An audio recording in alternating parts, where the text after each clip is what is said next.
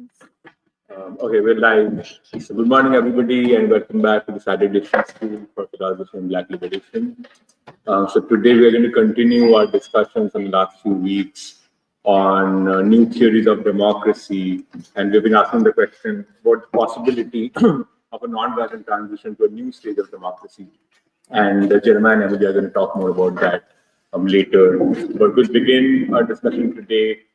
I think, Doc, you're going to talk a little bit about continuing from last week and about the SCO summit. Yeah. And we're going to play this song by Mahalia Jackson. Not yet. Okay. As you all know, there's a important, maybe world transformative in terms of world politics, a summit that will begin tomorrow in Beijing, China, of the Shanghai Cooperation Organization, which has 10 members.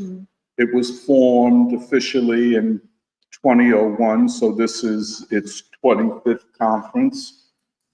It meets annually.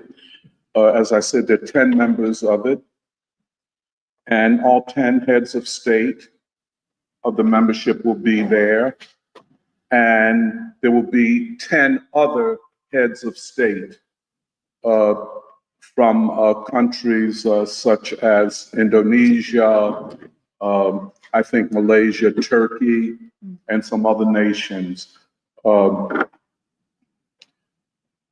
It is almost what we could call a Pan-Asian conference. And again, it will be the 31st of September and the 31st of August and the 1st of September. In some ways, it is a response to the aggressive policies of Trump. The fact that India will be there along with China and Russia, these major three countries, which China and India alone account for about 35 or 40% of the human population. These are the largest nations. These are two nations that have been in conflict, low level, albeit conflict, since 1962. We've discussed some of that. But I think Trump just pushed India towards China. They should have been there anyway. Why not? It's, well, we could speculate, but they should have been there all the time. But it took Trump and his sanctions and then the humiliation of India by saying that it was the United States or Trump that solved the recent India-Pakistan war. And, well, it was too much. The denigration of a great civilization and a great nation. And in spite of the Modi government's, I don't know, what do they call this?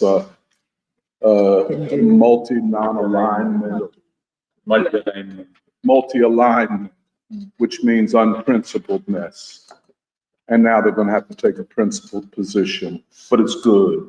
So Modi, Putin, and Xi Jinping, and then along with that is the president of Iran, the head of the government and state of North Korea, and others. So we should keep our eyes on that. And on the 3rd of September will be the official Chinese celebration of the end of the Japanese War. I don't call it World War II. I think everything gets confused. It was the end of the Japanese War and the beginning of the beginning of the end of a long civil war in China that began in around 1928.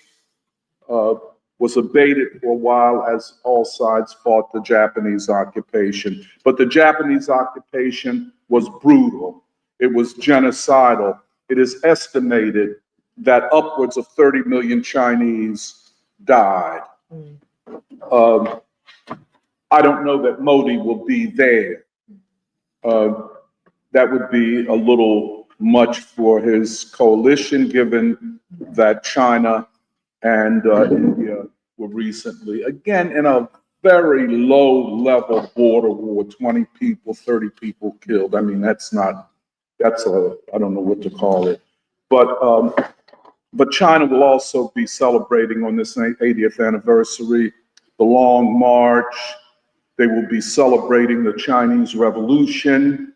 And again, there will be upwards of 20 heads of state from Asia and Africa and South America, including from Venezuela, which is now, being targeted by the Trump administration.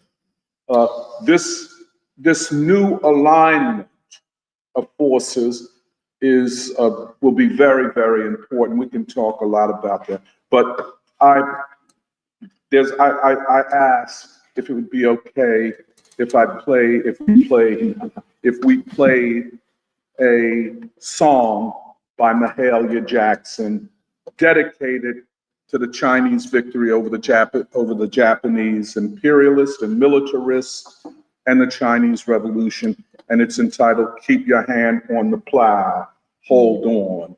This is an old song going back to slavery, but it was repurposed during the civil rights movement.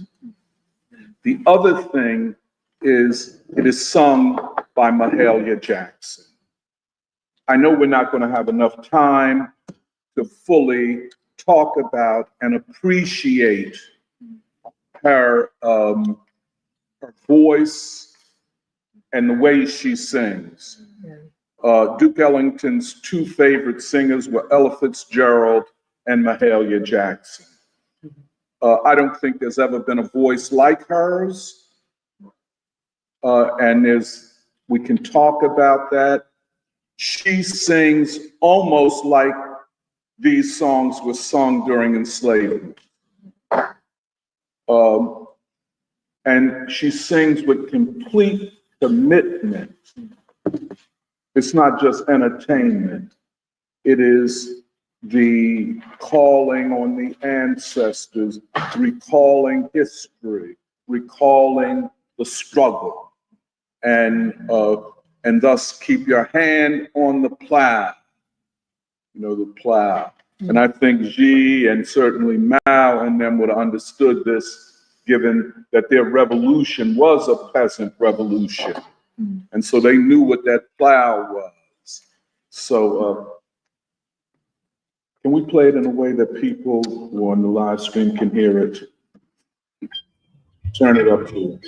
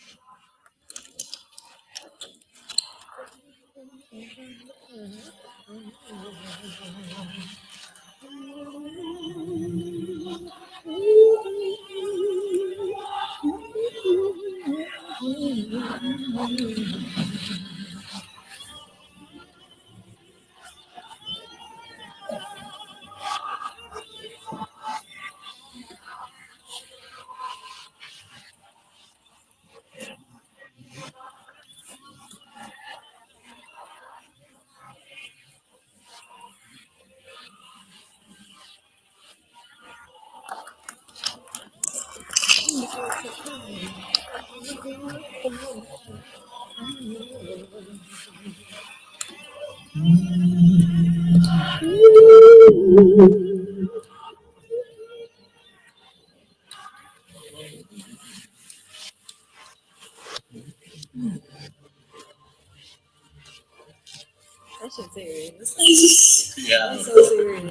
It's Sarah, the piano. Well, we'll return to Mahalia Jackson because there's a lot to be said, a lot to get from her. And she captures what Du Bois called the sorrow songs and what have kept the people going. And so this parallel between the struggle for Black freedom and the Chinese Revolution, what Du Bois saw, is so important, and our songs are reflective of their struggle as well. Now, going forward for today, I made one mistake last time when I talked about Joseph Wiedemeyer.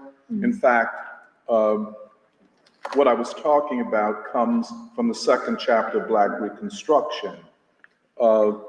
But I made a mistake. He didn't come to the United States in the 1830s. He came in about either the late 1840s or the early 1850s. He was a student of Karl Marx. He had participated in the European uprising, working class uprising of 1848.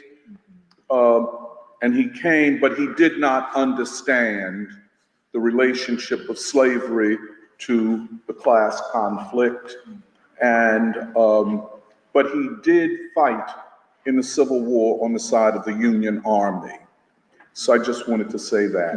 Now, what we're going to do today is based upon a conversation I had last Sunday with Emily and with Jeremiah. And I can't, I'll just, if you don't mind, just to say a few things to recreate somewhat of those conversations. They were separate, by the way. Emily said, Doc, can this happen? What does this mean? What is the concrete form of it? I think that was the substance. If you say, or do you think there can be a peaceful democratic seizure of power? Is it really possible? It kind of put me back on my back foot, because I did not have, I don't think, adequate answers to the questions that you asked. I don't know if there are absolute answers, but I thought it would be very valuable if we could recreate what Emily was asking and presenting. And then it turns out we were on our way to October Gallery, and we stopped at a place to eat. And Jeremiah asked, I think, questions that had a similar essence. And they're questions of possibility and probability, of uncertainty and uncertainty in a moment of uncertainty. And I think at the base of it is, are the American people capable of avoiding the abyss? Must we go in to the worst possible possibilities? Or is the vision of Martin Luther King, especially in the book, Where Do We Go From Here, can that be a template? Can we use that to think about the future? And the other question is, are we in the free school dreamers who can only dream about a possibility which is not possible? So having said that, I I guess I'll turn it over to Emily and then Jerry. Yeah, thanks for the context, Doc, because I think Jeremiah and I are going to try to address the same set of questions. Yes. But I think in some ways you encapsulated it with the last question of, are we in free school just dreamers? Are we naive? Are we assessing the American people correctly?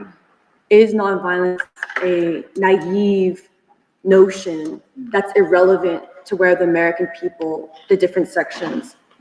And in some ways, Jeremiah and I, when we were talking about how we wanted to, because we want this to be a discussion of us as people who seek to be, whether you want to call it change makers or revolutionaries, like people who are taking responsibility for the future of our country. Like we want it to be an actual concrete discussion of, in the midst of what is clearly a crisis of legitimacy, a crisis of civilization, and a crisis of what we call the government or the state in America, where huge opportunities could arise, but also huge chaos, like King says, chaos or community, the choice.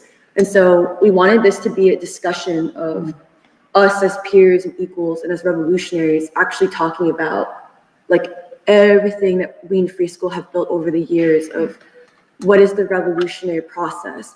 Where are the American people at? What is actually possible, impossible? Are we dreamers? Are we naive? We want it to be a conversation like that. But also, I think Jeremiah and I, we both have a lot to say, so we also apologize if we do talk for over an hour.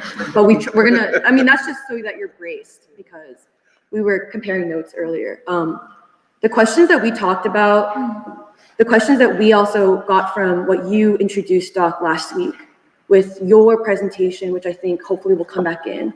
Even, so last week, Doc presented about what are theories of democracy? Everything from the liberal democracy that comes from the Enlightenment, like Locke, individual rights, inalienable rights, everything like the American Revolution to an extent was based upon, is like Marxism, Leninism, how the Communist Party, the Communist Manifesto was a proposal of how to achieve democracy, the socialist path to achieving democracy. Like that, a lot of that from last week was helpful in framing the questions that Jeremiah and I both took from your presentation and also want to add on, which is, one, is a nonviolent seizure of state power possible? Because in some ways that's our proposal. Is a nonviolent seizure of state power possible? What would it look like? I think in some ways Jeremiah and I are also going to attempt to answer how and by whom. Like a vanguard party or a people's movement. Is there a difference between the two? Are they contradictory? Or even just a vanguard party, a people's movement. The third question is, concretely speaking, what would a transition to a new democracy, radical democracy, or a revolutionary democracy look like in these times? Like if we're going to assess the current situation of the American people right now. And then in some ways, I think we're also going to try to take from last week, Doc proposed that the Chinese Revolution and the Russian Revolution could actually be seen as nonviolent seizures of state power because the state, under the weight of history and the conditions, collapses in on itself. The emperor walks away, the czar walks away, and that the people in some ways, the people, Lenin or Mao, the Communist Party of China walked in, like, or Sun Yat-sen, he walked into what was an abandoned state. So in some ways, I think we wanted to, in our own way, address the question of, would the transition to a new democracy look more like the Russian Revolution, the Chinese Revolution, or is it possible that the Indian freedom struggle is also a useful or important history lesson of, are there certain things from the Indian freedom struggle that are relevant for us today? So where I was going to start, and then Jeremiah's going to build on, is I wanted to first go back to Martin Luther King Jr. What was Martin Luther King Jr.'s call for a new democracy? And how did he address the question of, can the path to a new democracy be nonviolent? So I still am having a hard time of getting an easy definition of, and King in this speech in 1967 said a new democracy is blah, blah, blah. But the closest for this week that I found that I thought would be worth reading was, this comes up in different speeches of his, but in 1967, Martin Luther King Jr. was invited by the Public Broadcasting Company in Canada to give a series of speeches. about the state of the movement and like what time of world history are we at. And I think at the time, Canada is also much more, you could say, progressive. There's not as much censorship of speech at the time. And so in some ways, I think there's a little bit of how King is talking that I think is, I think he feels much more free to say the white man, for example. You notice that in his speeches in Canada. But he says, this is how I think he defines what a new democracy would look like. He says, it is a shattering historical irony that the American Revolution of 1776 was the consequence of many of the same conditions that prevail today. King George adamantly refused to share power, even in modest degree, with the colonies. He provoked violence by scorning and spurning the appeals embodied in nonviolent protests, such as boycotts, peaceful demonstrations, and petitions. In their resort to violence, the colonists were pressed ideologically beyond their original demands and put into question the system of absolute monarchical rule. When they took up arms in search for the rationale for independence, they broke with all traditions of imperial domination and established a unique and unprecedented form of government, the Democratic Republic. The Negro revolt is evolving into more than a quest for desegregation and equality. It is a challenge to a system that has created miracles of production and technology to create justice. If humanism is locked outside of the system, Negroes will have revealed its inner core of despotism, and a far greater struggle for liberation will unfold. The United States is substantially challenged to demonstrate that it can abolish not only the evils of racism, but the scourge of poverty of whites as well as of Negroes, and the horrors of war that transcend national borders and involve all mankind. The first man to die in the American Revolution was a Negro seaman, Crispus Attucks. Before that fateful struggle ended, the institution of absolute monarchy was laid on its deathbed. We may now be in only the initial period of an era of change, as far-reaching in its consequences as the American Revolution. The developed industrial nations of the world cannot remain secure islands of prosperity in a seething sea of poverty. The storm is rising against the privileged minority of the earth, from which there is no shelter in isolation and armament. The storm will not abate until a just distribution of the fruits of the earth enables man everywhere to live in dignity and human decency. The American Negro of 1967, like Crispus Attucks, may be the vanguard in a prolonged struggle that may change the shape of the world, as billions of deprived shake and transform the earth in their quest for life, freedom, and justice. And I think what King is saying is, he says this in other speeches. It's what he means when he says, our challenge as humanity is a challenge of humanity, almost on a divine level, to change from a thing-oriented society to a human-oriented society. King is saying in the grand history of human advancements, we have advanced materially and technologically, but have yet to advance the moral, the object of democracy. He says life, freedom, justice for human beings. And he says in a different speech on the Canadian broadcast that what we're seeking, this is from the World House, his speech, the World House, where he says, we are seeking to create a socially conscious democracy which reconciles the truths of individualism and collectivism. And I actually think based upon even some of what we were discussing with how does King understand law in a country where, this was Doc's defining of, in the West, because of the Enlightenment, there's an understanding of liberal democracy where law creates equality, the importance of law to create equality. But the contradiction is that in America, law does not create equality, there's inequality. So how much of man-made law is the problem versus is there a separate law? King calls it a moral law. Where instead of, King actually, he says this when he talks about communism and capitalism, where he says, I don't believe in capitalism or communism. And I mean, take that as what you will. But he says, in some ways, I think King is saying, King believes there are inalienable rights of man that should not just be conferred by the state, that the state itself must be loyal to the human being, to moral law, or in King's terms, God. that the individual matters only because other individuals matter. The I only matters because other selves matter. It's like Ubuntu. Yes. And because we are. Yeah, and he says and I think it's interesting because last week Doc was saying that in America, the individual prevails almost to a point where the individual is more important than the state itself. And I think King is dealing with, when he's talking about Can I say one? Oh, yeah. More important than society or humanity as a whole. And I'm certain sorry, I didn't mean individuals, to interrupt you. That's what I was saying. And then the next thing I wanted to talk about was, King also asked the concrete question that we're asking, which is, what is the natural development to a new stage of revolutionary struggle in America? Is it violent or nonviolent? Can one actually assess that or determine that? He says, quote, the movement for social change has entered a time, this is the context, the movement for social change has entered a time of temptation to despair. He's talking about after the 10 years of like the bright days of the civil rights movement, that there's a lot of despair now. Has entered a time of temptation to despair because it is clear now how deep and systemic are the evils it confronts. He says separately, quote, Negroes were outraged by inequality. Their ultimate goal was freedom. Most of the white majority were outraged by brutality, but their goal was improvement, not freedom nor equality. And he's talking about how there's a deeper feeling that there's actually a firm resistance from the white community to actually achieve freedom.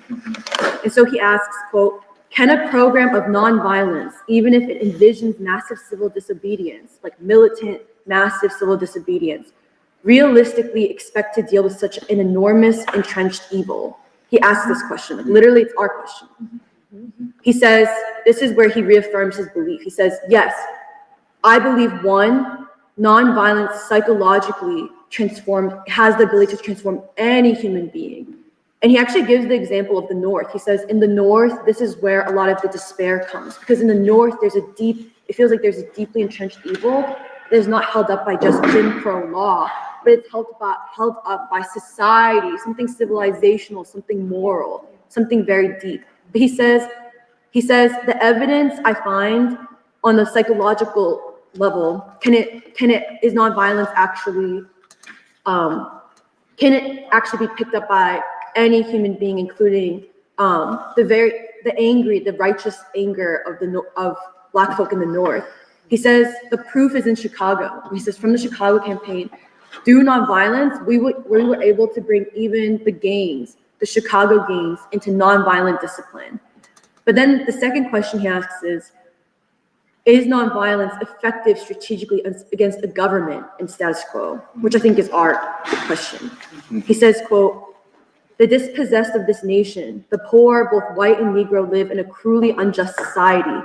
They must organize a revolution against that injustice, not against the lives of the persons who are their fellow citizens, but against the structures through which society is refusing to take means which have been called for and which are at hand to lift the load of poverty.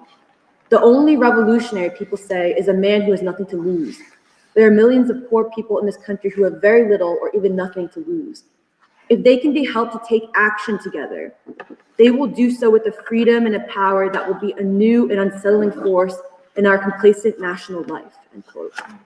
He says, we must not only formulate a program, but, quote, must fashion new tactics which do not count on government goodwill, but serve instead to compel unwilling authorities to yield to the mandates of justice. So he's already talking about what's important is not depending on government goodwill, but instead a people's movement.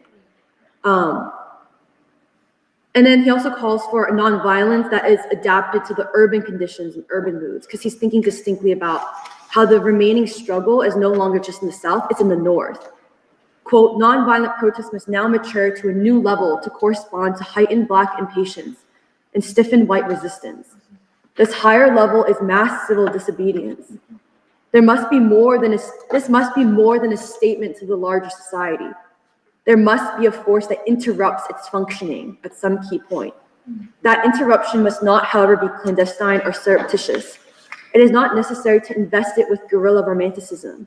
It must be open and, above all, conducted by large masses without violence, end quote.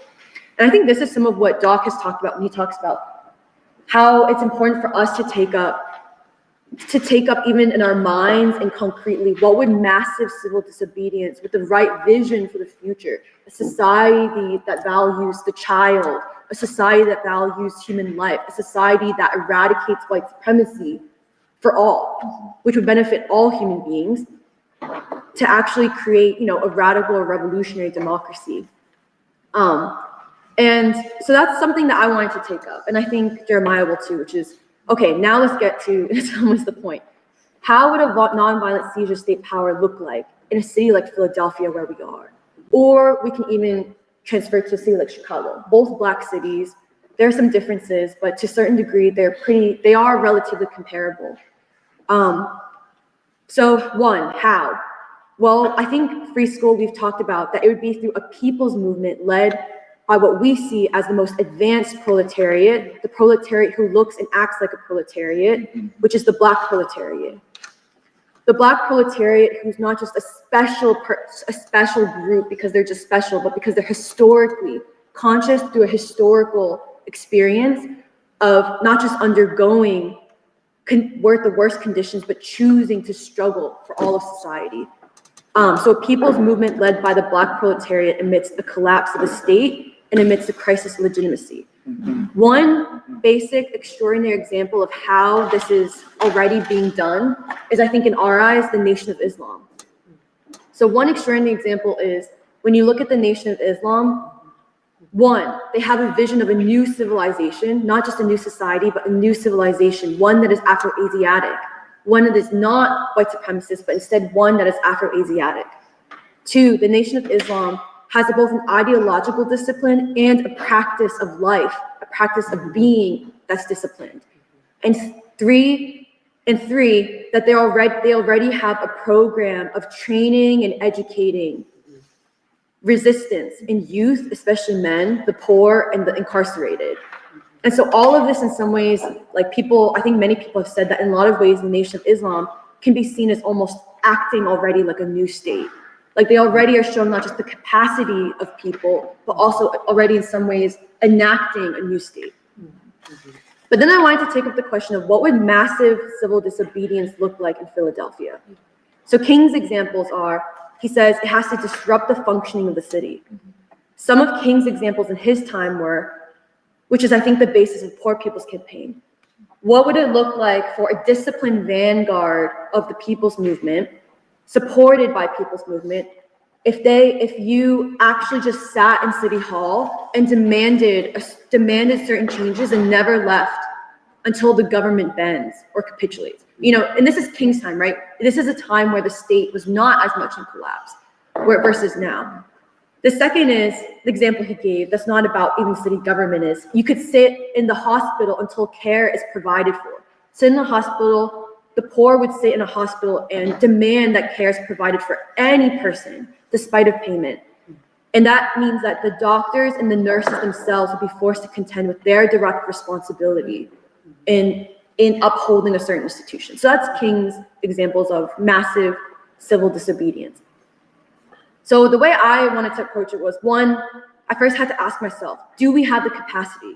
Because I think sometimes I struggle with pessimism. I think especially over the past months, with everything happening with Trump, there's a struggle with pessimism. Like, do white folk have capacity? Do we have capacity? Are we just all naive? Are we dreamers? And I think this is what King calls the moment of despair. But then just like King, he renews his faith. He gives speeches where he does almost a marriage ceremony with nonviolence. He says, I renew my vows to nonviolence. I take thee, my beautiful wife of nonviolence. I take thee, nonviolence, to be my beautiful bride. And I promise to love you in sickness and in health, in depression and despair. And I think right now, in some ways, it's a moment that calls for a new renewal in faith of the human being's capacity, the human being that Jesus died for, the human being that King ultimately died for. That is the renewal for faith. And I also think that's free school, our unique role in this time of history, to both assess the capacity, but also believe that we can expand the capacity. And I think the capacity is all around us. And I don't think it's just the Nation of Islam, for example, but I think in some ways, if you take a city like Philadelphia, I always ask the question of, there's so much anger because there's so much injustice. So why isn't the city burning? And it's not because the systems are keeping people just like, it's not even that the system, that SEPTA, that the cities, like all of the city systems, the transportation, that it's like keep doing enough of its job that people are not like super angry that they would burn stuff down. It's that there's a resistance, a spirit of resistance, and also a spirit of love that still exists in the population, especially Black folk, that keeps this city together despite all the punishment from the government, the punishment from the state, the punishment from white society. That is the capacity. It's the capacity of resistance, the spirit of resistance. So if there were a revolutionary struggle, we can then say there is already a capacity, a spirit of resistance that would exactly be applied to that struggle. That people already are fighting all the time. Like, I mean, even something that some people might see silly, but I take seriously, like, you know, the drum lines, like the drum groups that literally their slogan, it's not just about drumming, it's their individual way of resisting, of saying, put down the guns, pick up some drums. You know, like it's everywhere around us is the spirit of resistance. It's a sign that there is a great capacity that still exists, and it's ready to be applied by the people for a struggle for freedom. The next way I address the question of, is this possible? Mass civil disobedience is, I decided actually maybe a way to approach this is also, what percent of the city government already, what percent of the city government systems already are manned by Black folk, the Black proletariat, the people who we are saying actually would be part of the vanguard? Well, we all know that Philly's, you know, Philly's a Black city. Philly's 40% Black, 30% white, 15% Hispanic. And actually, side note is that I'm pretty sure, no one has actually documented this, but I'm pretty sure the largest group of Black folk in Philly is actually children. It's under 18, which is interesting. And it just shows you how important the youth are. I do think the youth are an existential question for all of us to care about. But based on 2023 reports, just in municipal jobs, so jobs that the people who are actually doing the day-to-day maintaining of everything that we call the city, the systems, 48% of the municipal job workforce is Black. And new hires, and it's not just that, oh, it's just older Black folk who have these jobs, and it's not. 51% of new hires are Black. So it shows you the people already who are already doing the day-to-day work are already the Black proletariat, Black folk. This is sanitation workers, water workers, streets workers, city planning, public spaces, upkeeping public spaces, public health centers, libraries, homeless services, agencies like SEPTA, subcontractors like the laborers. I mean, even 30% of the police force is Black. And also, if we're going to think about even like who would be able to defend the state if we were to take it over, I looked up stats on Gulf War veterans. So the military servicemen who were part of the last large war of Iraq and Afghanistan. Actually, 25% of all American forces were Black, and 30% of the army was Black, which is like very disproportionate in terms of the population in the US in general. It's on purpose. And then I also, I mean, this is just a hypothetical because I didn't look at the data, but then now extend it not just to the people who are upkeeping the city, but what percent of the people who do all the private jobs that we all depend on? What percent of the city's jobs, which make all these institutions, how many of those jobs are already manned by Black folk? I mean, that's something to consider. I think we know the answer, but things like security and property services, those who are assigned to protect these great white institutions from their own people, like Penn Medicine, or like libraries, like all the security workers, administrators, assistants who are keeping operations smooth and who are interfacing already with the public who are seeking services. What about the nursing assistants, the nursing aides, the techs who are providing most of the care? It's not the doctors, it's the nursing assistants, the aides, the techs, who are already providing most of the care to patients in hospitals. So I mean, these are just the types of ways to already think about, maybe we already have people in certain places. If there were mass civil disobedience, we already have people in certain places to disrupt the functioning. Oh, yeah, I just wanted to ask a question. Have you considered I'm sorry, we'll let you finish. Sorry. That's my question. There's something that... And yeah, I'm sorry if I'm talking a lot. But I wanted to get more concrete from history of people, an example in Philly, of someone who comes out of the civil rights movement and already was attempting to use the capacity and potential of Philadelphia and the Philadelphia people to actually perhaps push for a new city. And I wanted to use Henry Nicholas actually as an example. Henry Nicholas, the president of 11993, because he directly comes out of the civil rights movement. And his large organizing campaign was the Charleston, South Carolina hospital workers strike, where he was a big deal because he's originally from Mississippi, he's from the South, and he was deployed to Charleston because the workers were all Black. It was nursing home workers, hospital workers. And he was the one that said our leading edge is if we combine with the civil rights movement. Yeah. He was the one who said we should work with SCLC and we should bring them in. That this shouldn't be seen as a worker, this shouldn't be seen as a worker conflict. This should be seen as a Black struggle, a Black movement. The whole community should be involved. But even in Philadelphia, this is a whole point of study that should be studied, but Henry Nicholas in the 80s attempted to lead an illegal strike over free care for the poor at all the major hospitals, Hahnemann, Thomas Jefferson.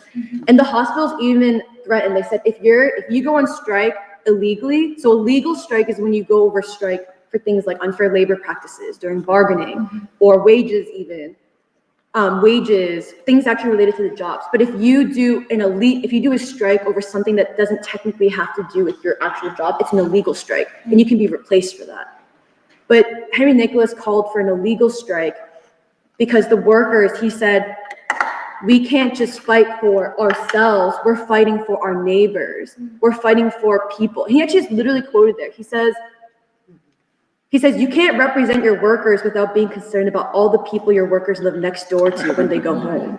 He literally said that. Henry Nicholas he's an example of a revolutionary in Philadelphia. He says, quote, he even says, quote, workers in this country are suffering because the labor movement is not aggressive enough. If the labor movement, which is the only social force in the country, would assume its rightful place, workers would fare a hell of a lot better than they are now. But labor unions prostitute themselves in that negative image by going along with the administration's programs, or when they weren't going along by being silent on them, not speaking out, not aggressively standing up, making purely selfish positions on issues. And they didn't purchase anything except for their own tombstones. He's saying the labor unions purchased their own tombstones for not taking a stand.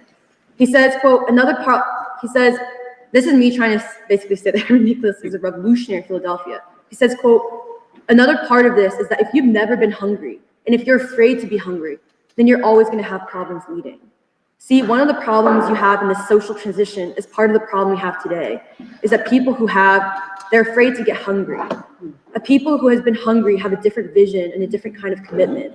So I think the basis for revolutions have always been for those who are not afraid of being hungry. And he says, quote, he's from Mississippi. He said, I've always had a clear understanding out of my family's teaching. There was always a clear picture of the evils that surround me in my job.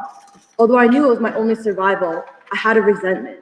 And it emanated from, I guess, my very early childhood, when basically I believed at the age of 8, I had conceived in my own views that if I had the means, I possessed the mind to achieve anything that anyone else could achieve, if it was academic or otherwise. So I had a lot of bitterness that intensified, and I worked hard. He says, quote, the struggle for us is real. It is not something we read about in history books. It's that internal burning desire to correct injustices. I'm committed to die for this organization if it comes to that. There's no commitment too great for me to carry out. I have a mission. I only wish that I had more time to correct all the things that need to be corrected for working people and poor people. And he even says in 1979, he says in an interview that he does not see Black interests as separate from white interests, except for the unfortunate circumstance that many whites see them that way. He contends that what is good for Philadelphia Blacks, a mayor interested in keeping jobs in the city, revitalizing neighborhoods, improving the school system, and keeping a lid on taxes, would actually be good for everybody. And I think a question we should ask is, this is the era of great leaders, great mayors like Harold Washington of Chicago, great leaders like Henry Nicholas. But part of the question is what happened? And some of it I think is we do have to consider, I think Henry Nicholas, it should be studied, but I think to a certain degree, Doc, you've raised the question of there's also a raising of a Black misleadership class too. What's that? Oh yeah, no, if you no. want to define Yeah, Black like- misleadership class. How do you define Black misleadership? A group that is beholding mainly to the establishment that Mhm. claims to represent Black people, like most Black politicians, like the current mayor. Like our current mayor? I'm sorry.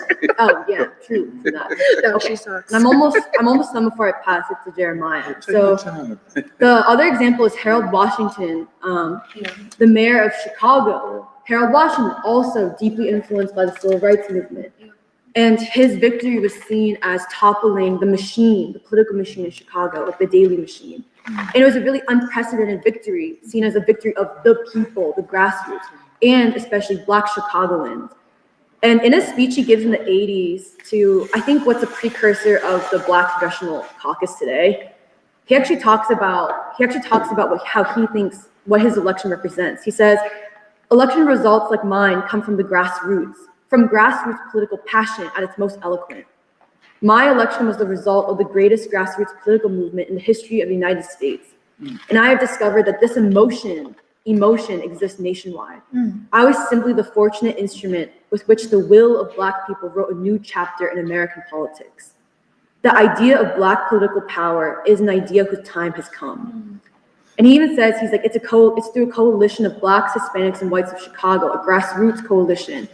And he says that it's all or nothing at all. And he's talking about Black political power. And I don't think it's actually that different than the way Du Bois in Black Reconstruction says that what we had for a blip in time was the dictatorship of a Black proletariat, where you can trust, the question of governance is who do you trust to enact the interests of all people, of all children. That the Black proletariat, when they were in South Carolina, had a dictatorship. They enacted policies that benefited even white poor children, like public education. Public education in South Carolina to this day only exists in the Constitution because of those democratically elected Black folk, just recently enslaved, emancipated, who then were like, what would a just society look like? Public education for all children, free. And I love the way that Harold Washington, he says, don't get it twisted. I'm not talking about electing a Black president. I'm talking about the grassroots coalition. He's like, this isn't about getting to the presidency. It's about the importance of the grassroots coalition to achieve political power. And I think this is something Jeremiah's gonna pick up on, but I think a remaining question for us is, we just talked about, I'm basically making the case that I think it is possible to seize state power. I think it's also possible to do nonviolently through mass civil disobedience by the right people if that vision is reawakened once again, struggle for freedom is helped built, that if a people's movement can arise, that we could seize state power.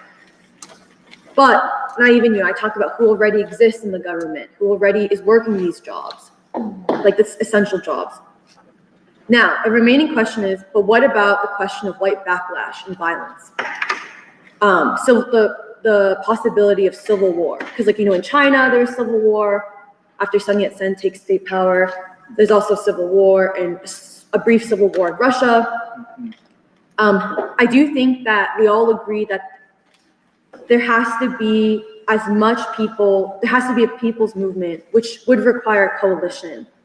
It would be led by the Black proletariat, but it would include people of many different races who, for various reasons, King says this, which I agree with, for various reasons will join the cause. Some will join for moral reasons, but some will join also for self-interest too, for their own children.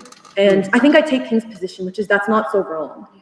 But I think our remaining question is, I think some will also retreat. I think some will retreat to the suburbs, some will retreat, some will be paralyzed.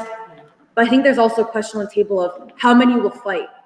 How many will fight because they believe there's something to defend in the old civilization, and are afraid of the new, even though the new would be for all people.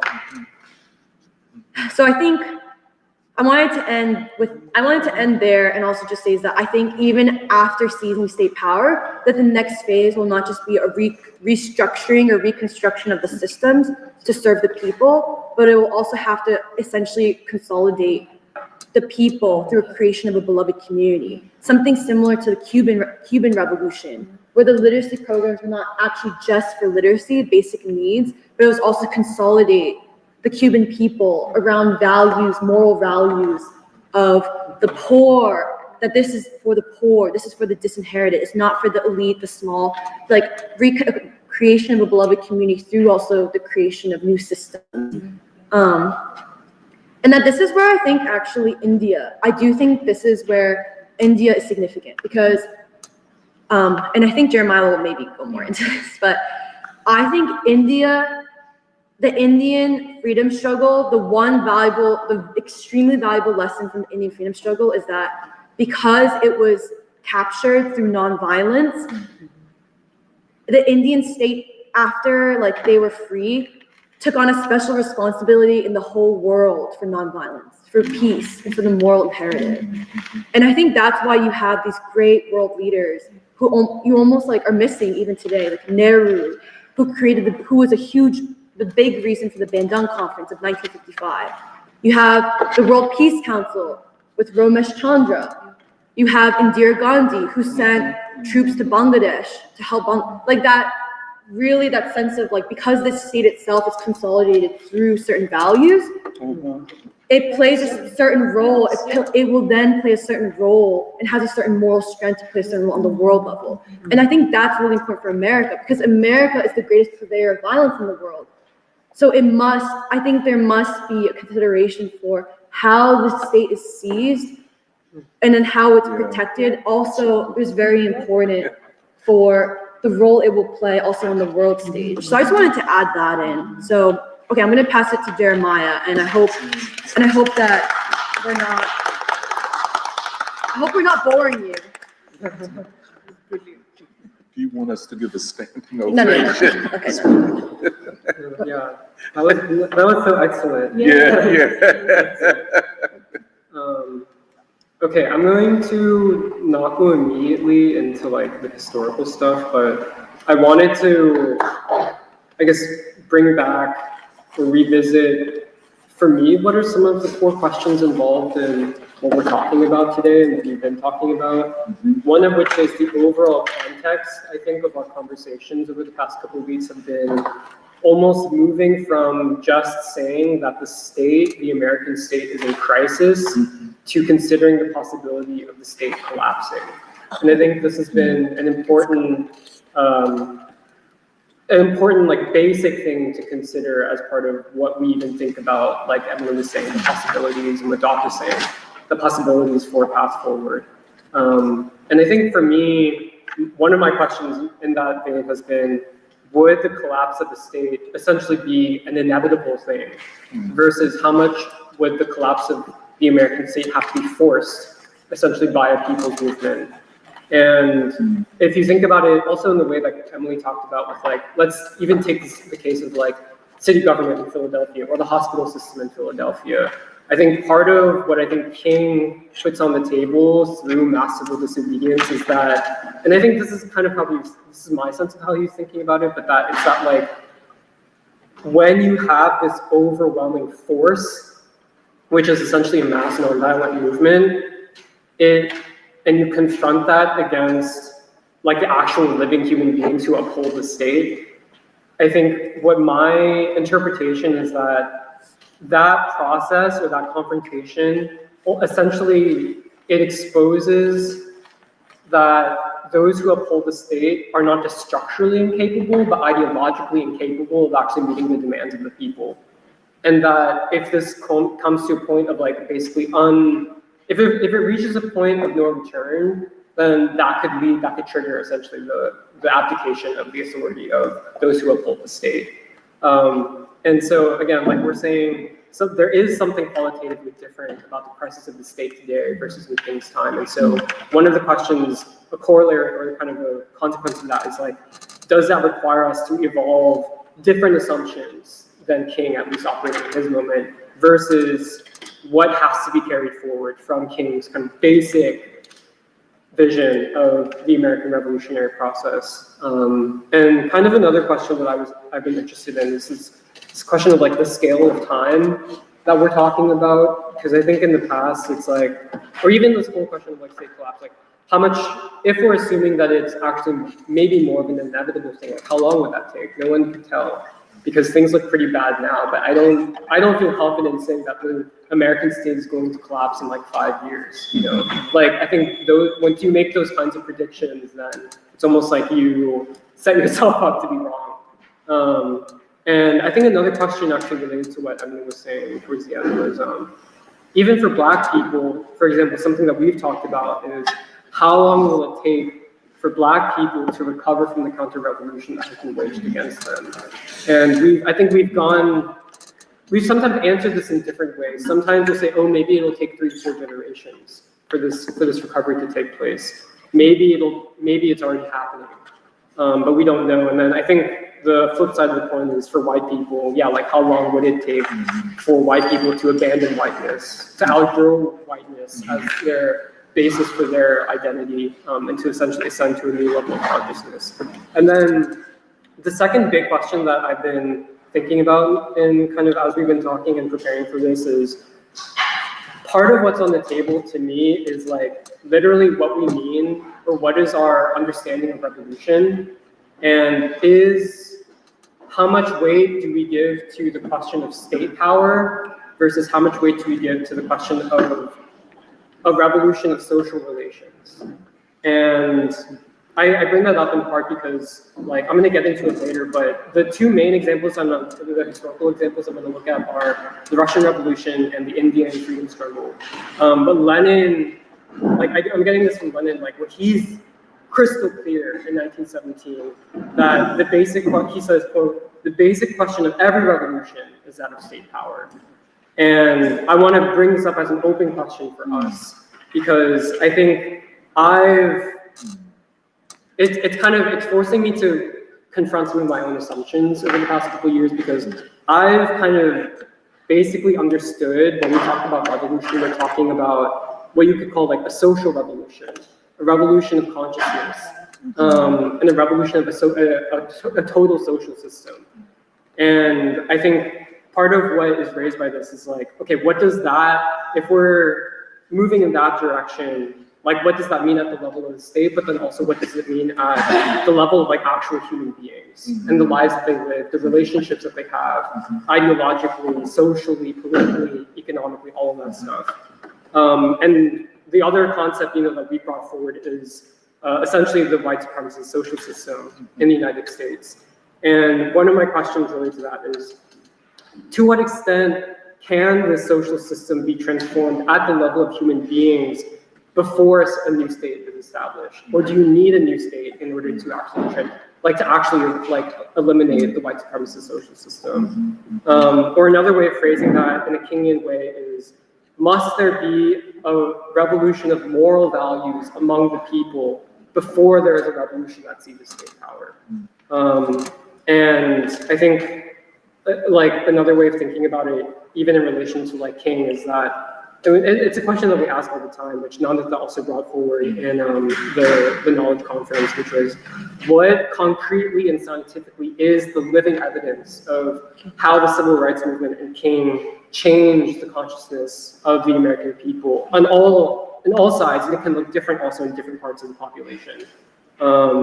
And so, yeah, I think this is also in the context of, we in Free School have talked very often about the need for a movement of a new type, as well as a state of the whole people. And we are fundamentally interested in the creation of a new civilization. Like those are the stakes and the terms that we talk about. And so, like, even if we take this question of like the numbers game of like, okay, let's say you have a revolutionary movement that wins over 20 to 30% of the population. Like with, let's say, 50% of the middle who are kind of on the fence or just kind of passive, and then another 20 to 15% who are actively reactionary and opposed. Like, what are the possibilities of really creating what we call a new civilization in that context? and what for us do we see as realistic, but also like what requires actual faith. And okay, the last big question that I've been thinking about in relation to this is like what we've called like the transition to a new stage of democracy. And so obviously one of the questions that's raised in this, which I think actually many people are asking in different parts of American society, are what does the struggle for democracy mean, not just in the context of the nation, but in the context of an empire, and in the context of not just a state which is not only constrained by a national thing, but an imperial state, which is perhaps the most vicious and reactionary and violent, but also materially powerful imperial state in history. And I think, I guess related to that is like a similar question that we've raised before, which is, have we reached a stage of history in which people in general, including Americans, are more conscious and aware than they were 100 years ago, let's say during the 1917 revolution in Russia. And almost in an ironic way, has this kind of looming and exacerbated question of war and empire actually heightened the capacity for democratic consciousness amongst the American people? Has it created new possibilities for like an actual grassroots people's coalition? And so I think that's part of how I'm approaching the question of democracy. And then another way of looking at it is like the way that Du Bois talks about it in Black Reconstruction, which he talks about the dictatorship of the Black proletariat, let's say in the South, in like South Carolina, for example. And for us, I think, like, let's say in the Marxist-Leninist view, the way that you would frame a revolution is which class controls the state. That is the basic premise of, let's say, Lenin when he writes State and Revolution. That when the working class controls the state, then that means that revolution has happened. And I'm not even rejecting that kind of basic premise, but I think for us, like, it is partially a question when we talk about the Black proletariat, it is partially a question of which social group controls the state. But I think for us, what's more important is not just which social group, but which group with which values, which consciousness, which vision. And I actually wanted to bring in, like a few points from Du Bois's chapter on the Black proletariat in South Carolina, where actually the way that Du Bois phrases it is that he says a quote unquote dictatorship or rule by a specific group is justified if its actual true end is essentially to unleash the possibility of every human being to become intelligent and to eradicate poverty. And that's how he understands this even phenomenon of the dictatorship of the Black proletariat, where it's both quote unquote a dictatorship, but it's also a movement towards democracy. And that Du Bois's basic proposal is that he is looking for a moral state whose goal and purpose is essentially the democratic rule of all by all. And he says in the Black proletariat, that South Carolina chapter, he says, quote, "The only unforgivable sin of the dictatorship is one for the benefit of fools, voluptuaries, gilded rulers, prostitutes, and idiots. On the contrary, the rule of the famished, of the unlettered, stinking mob is better than this, and it is the only inevitable, logical, and justifiable return. To escape from ultimate democracy is as impossible as it is for ignorant poverty and crime to rule forever." So like Du Bois is thinking through this question of like, he's essentially looking at what happened during Reconstruction as almost a transitional state in which you have the rule of the Black proletariat, but the end is the democratic rule of all by all. And so if we're kind of taking that as one of our assumptions, like we're understanding things of like, okay, maybe there will be a transitional phase. Let's say if the government collapses by some mechanism and there's a power vacuum. I think this is very similar to the questions that Emily raised, which are, what type of movement or organized force in society would be capable of governing in the first place in that situation? How would they develop the capacity to govern? Who would be trusted to govern, and how would that trust be gained amongst other parts of the population? And like Doc brought about, like this question of the abyss, how would one actually prevent the possibility of civil war, paramilitaries, secession, all of these things which like I think are increasingly kind of popping up in the imaginaries of people, especially with what the stuff that Trump is doing. And like, I guess the related question which Emily brought up is, what would one do with the actually existing institutions of government and bureaucracy in America, aside from these forces of like the deep state, like the CIA, the FBI and stuff. And like the question that we're interested in relation to this like kind of overall new theory of democracy is, how will the American people discover the means by which to exercise power, and to assume what some people like the language that people use, like to assume the awesome tasks of responsibility for their communities and for the nation, and for the world essentially. So that's kind of, I know that was kind of long already, but that's kind of my basic, how I'm approaching the questions also that we're talking about. And then I want to talk, like I said, about the Russian Revolution and continue with Emily brought up with the Indian freedom struggle as kind of case studies, and then also bring in a few things from the civil rights movement. But the one thing I wanted to say in relation, actually that I've been thinking about in relation to both the Russian and Indian examples, is that part of what makes the current moment so difficult, but part of what makes any historical process like this so complex, is that I think in any, no matter which revolution you're looking at, what I believe is that always there is an emergence of the new alongside the death of the old. It's never a kind of sequential thing of like, oh, the old dies and then the new is born, but always they're overlapping in history and in time. And that I actually think that, because I was reading this book by Richard Pipes on the Russian Revolution that Doc had suggested one time, and it's like, it's really incredible like how confusing the situation was in Russia on the eve of the October Revolution in 1917. But you can also even say the same thing about the Indian freedom struggle too, that there's always this push, this birth of the new, but it's almost like, it's not just simultaneous of the old, but sometimes it's even intertwined or enmeshed with the old. And the struggle is how do you push towards a new vision, a new state, a new democracy in that kind of historically fluid and dynamic process. And so, okay, with the Russian Revolution, I'm looking at this as essentially a question of a revolution through a vanguard party, and then the Indian Revolution or the Indian freedom struggle as a revolution through a mass people's movement.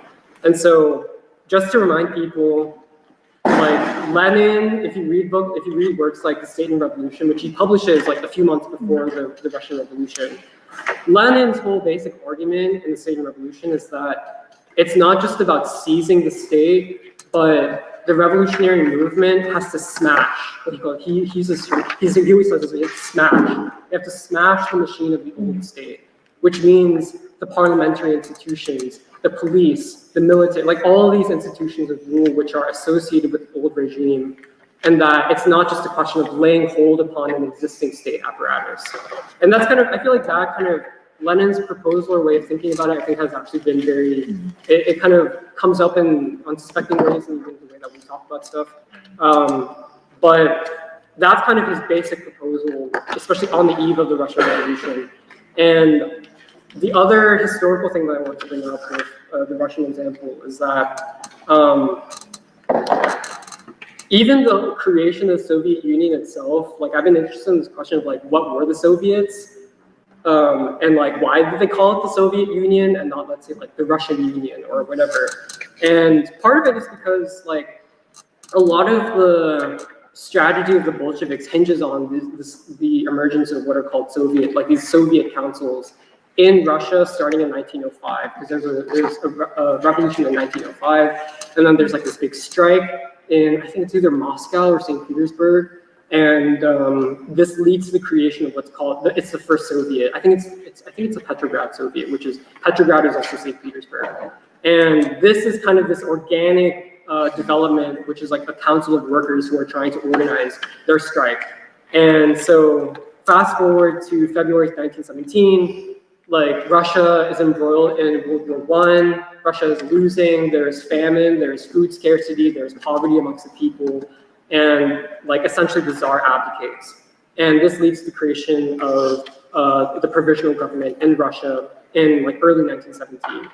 And so what I basically want to say is that for the Bolsheviks led by Lenin, their strategy and their offensive in this period of turmoil in Russia is essentially hinged upon a few things. One of which is they're focused on essentially two, like really just two kind of decisive metropolitan cities in Russia, which are again, St. Petersburg and Moscow. Second, their strategy is based upon the weakness and illegitimacy of the provisional government, which is formed because of all of these, like this war crisis, this food crisis, which is why the Bolsheviks put forward the slogan of peace, land, and bread. And three, that Lenin is really fixated on, again, these Soviets, these worker councils, these councils also of soldiers. Like, he looks at these Soviets as essentially a new form of government, which is parallel side by side with the provisional government. And so he has this whole thing, which has become very famous now, which is called the dual power thesis, in which he says there are two powers in this kind of transitionary period in Russian history. There are two powers in Russia, one of which is the provisional government, which is essentially claiming the authority after the Tsar abdicates, and then there's the Soviets. And we were talking about this with Doc, and Doc was actually questioning, okay, like, how widespread were the Soviets? And actually it is true that the Bolsheviks are really just focused on the Petrograd, the St. Petersburg Soviet, and the Moscow Soviet, and maybe a few others. And also, even within that context, the Bolsheviks didn't even dominate the Soviets. They were like largely, because it was like these kind of organic, kind of direct voting mechanisms, in which it was like other parties, like the Mensheviks were pretty dominant, like the socialist revolutionaries were pretty dominant, and the Bolsheviks were actually a minor faction within these kind of Soviets. And so that's kind of the strategy of the Bolsheviks, which leads to the Russian Revolution that we know of, October 1917, in which essentially in this period of turmoil, like the Bolsheviks basically they focus again on St. Petersburg and Moscow, and especially in St. Petersburg, which is the kind of seat of government at the time.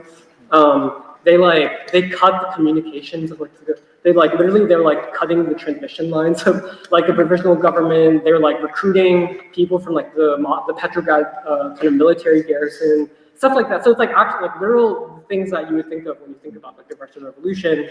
But like Doc has brought this up several times, but like what ultimately happens is the Bolsheviks stage a coup against the provisional government. They overthrow the provisional government, but what it looks like is not this kind of, it's not even this kind of mass uprising in the way that we're kind of trained to see it in like movies in Hollywood, but it's really like the Bolsheviks, they recruit some people, they storm the Winter Palace, which is the seat of government, and like there's like a little bit of fighting, but like 5 people die in total, and then basically the provisional government just gives up because like they're like, we don't want to deal with this anymore.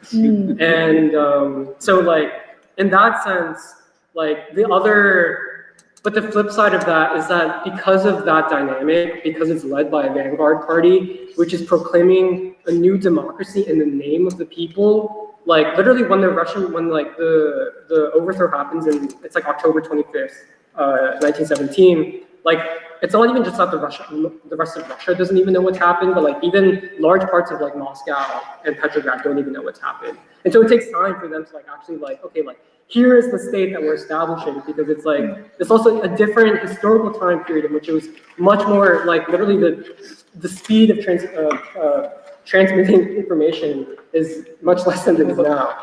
And so like basically, yeah, like no one knows that this has happened when the Bolsheviks seize state power.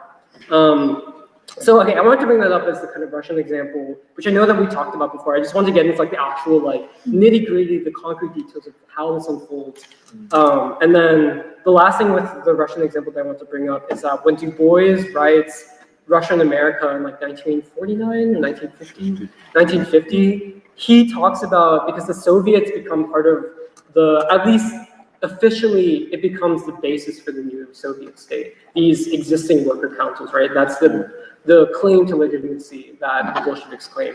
And so this becomes part of literally the mode of governance in the Soviet Union moving forward. And so actually, Du Bois, he's examining this question of like, what does Soviet democracy look like? And so he calls these Soviets on like kind of a provincial, local level, he calls them, he uses the term like, they are the cells of democracy in Russia. And so, okay, I wanted to bring that up, and then, sorry, I know that I'm saying a lot, but with the Indian example, again, we're looking at this as counter to the vanguard party example with Russia. We're looking at India as the example of a mass people's movement.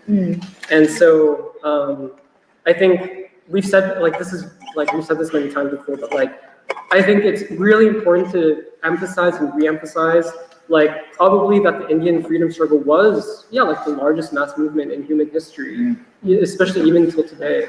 And it's a movement in which millions upon millions of poor, illiterate peasants, farmers, people from all parts of India, this vast subcontinent, basically are able to participate in a new movement. This is completely different from the Russian example. And so I wanted to look at that as also basically like that process of the Indian, and it is essentially Gandhi who makes it that kind of movement. Because if you look at, for example, like the Indian National Congress, which is kind of the main organization, which is leading the Indian freedom struggle, it's like founded in like 1880s, 1890s. And it essentially, for the first couple of decades of its existence, it's like kind of like mostly like liberal or like elite group, like the kind of like petty bourgeois nationalists that you would associate with like some, like a lot of national liberation movements. But it's Gandhi in like the 1910s and 1920s who transforms this organization into a mass organization. And from that, you get not just the emergence of people like Nehru, but also it's like, how do you create a movement in which, again, hundreds of thousands of people are willing to, like, let's say, go to jail and be jailed by the British authorities, like stuff like that.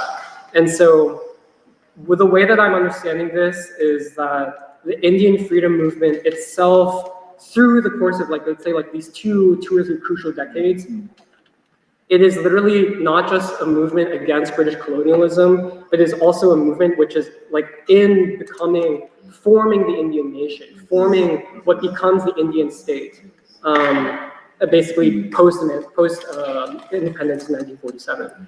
And so like, even when you look at, let's say like, again, like what the state formation process post-emancipation, it's like the Indian National Congress with Nehru and other people, they lead this, what's called this Constituent Assembly, which becomes this new kind of, literally the new legislature of the Indian nation in 1947. And actually the thing I want to bring up, which actually comes from when we did the celebration of the year of the Indian freedom struggle a few years ago, which is something that interestingly I learned about the Constitution of India, which I didn't know before, is that Nehru, and I guess whatever cadre that were kind of creating this new constitution, is that the constitution that he created was, it's broken up, it has like two major components, which are the rights of people, like the rights of the individual, and then what is called the directive principles.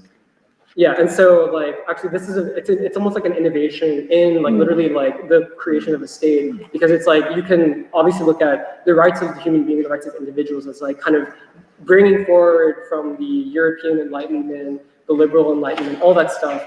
But the interesting thing about the directive principles is that these are directives, not just to the current state, but to the future Indian state, to essentially have as its reason for existence the improvement of the welfare of the people, to remove poverty, to educate children, all of this stuff, which actually is like, I was reading about it, and like Indira Gandhi, for example, like even in the modes of governance that different Indian leaders take up, her mode of governance is much more based on the directive principles, which are set forward in 1947. And so even though like India like is kind of a, I don't really understand India, but like it's a complex parliamentary system, in some ways borrowing some of the kind of forms of British parliamentary government, but I don't think it's right to characterize it as like a kind of Western liberal government in the way that sometimes people talk about, especially in the West. So I just want to bring up like those examples. And then sorry, the last thing with the Indian example is, I talked about it before, I brought it up a few weeks ago, but to me, the way that Gandhi approached this question of seizing the state is very interesting and very important, because I want to read, again, this quote from him, because there's this interview that like younger freedom fighters are asking him these questions, because they're asking about the Russian example. And so they ask, and Gandhi is asked, but is a nonviolent rebellion, in fact, essentially a program of seizing state power? And Gandhi says, therein lies the fallacy. A nonviolent revolution is not a program of quote-unquote seizure of power. He says it is a program of transformation of relationships ending in a peaceful transfer of power. And I just think that the way that he phrases it is very interesting, because it's not like he's avoiding the question of the state, but like he says, like, let's say if the ruling power of the British Mandate in India abdicates and there's a vacuum, what he's interested in looking at is like, through the course of the Indian freedom struggle, it's a creation of new people's organizations, like literally from like bringing into existence new modes of the Indian people organizing themselves, and that this will naturally take over the functions of the state and a new government. And so I bring that up because, like we've said, when we interviewed James Lawson, the way that he approached the question of Lenin and state power was he immediately brought up the Gandhian. He said, I think about it in the Gandhian terms of parallel institutions, parallel government. And so that basically brings me to the last thing, which is like building on what Emily said about the civil rights movement. Like what's interesting to me about how King, especially how he talks in the last 2 years of his life, is he doesn't really use per se the language of like quote unquote seizing the state, because also it's very Marxist language.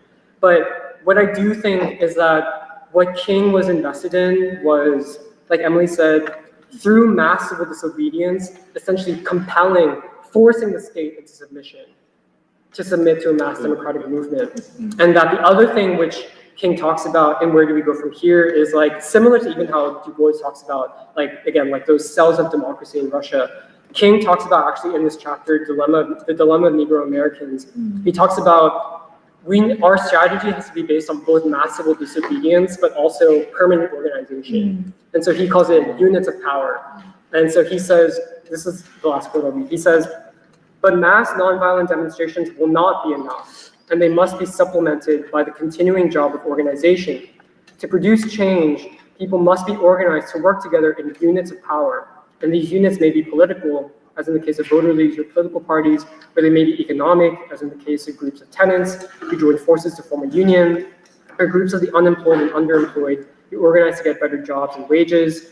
More and more, the civil rights movement will have to engage in the task of organizing people into permanent groups to protect their own interests and produce change in their behalf. This task is tedious, and it lacks the drama of demonstrations, but it is necessary for meaningful results. And so he also says, our task is to discover how to organize our strength into a compelling power so that the government cannot elude our demands. We must develop from strength a situation in which the government, he's kind of almost euphemistically saying this, in which the government finds it wise and prudent to collaborate with us. And it would be the height of naivete to wait passively until some administration had somehow been infused with goodwill that it is kind of employed for our programs. And so he says the first course is grounded in mature realism, and the other course is grounded in essentially a childish fantasy. In a what? A childish fantasy. And so, like, my understanding of how King was thinking, grappling with these questions, especially towards the end of his life before he's assassinated, is that he's, like Emily said, he's interested in like, what will mass civil disobedience look like? How would you build a coalition like even capable of that? And would that lead to a collapse of the state? But also, when he uses that term, beloved community, is it possible to begin to build the seeds of beloved community amongst the American people, even before a new state was established? And then that becomes the basis of a new state. So that's my basic thing.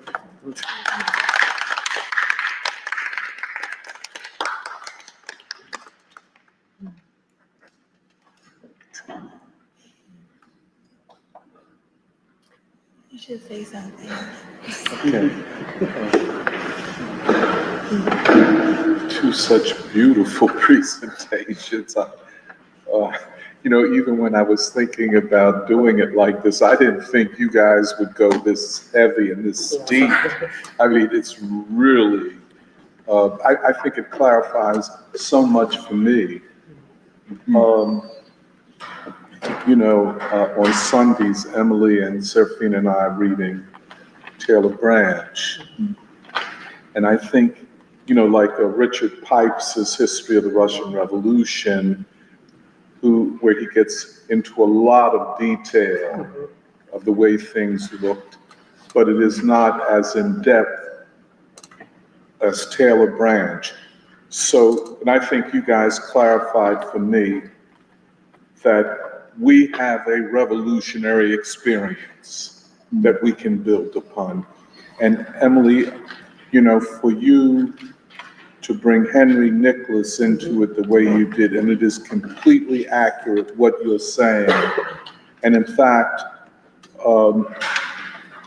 he was so committed to the anti-racist struggle as the heart of the class struggle, of the trade union struggle, that he was forever unhappy and discontented with his white colleagues in the labor leadership. And I say this because he spoke to me about it, that, and as he got to the end of his tenure as the head of 1199, he became even more outspoken in this respect. And as to political strikes, and Nicholas was always ready to conduct political strikes, that unions were not just for the sake of economic benefits or strikes for economic benefits. I know in my own case, when I was fired, he was considering calling a strike of Temple workers. 1199 is the largest union at Temple, calling a strike on my behalf. I said, wow, do I deserve that? But this is to show you, and I think you're right, Emily, he represents the Black proletariat in the leadership of a union. And I think we have to do a lot more investigation of this. He has never given the full credit that is due him, including, Philadelphia took the largest contingent to Washington for the Million Man March. And what made it possible were two unions, 1199 and AFSCME 33. Right. It was unbelievable to see it. And they were in the forefront. They hired buses and everything, which meant that, as you put it, that they were not just interested in, or they couldn't have done it even if they were interested in confining themselves in that white way to all we do as bureaucrats is to oversee strikes when we do go on strikes, but to handle various disputes between workers and unions and workers and the company.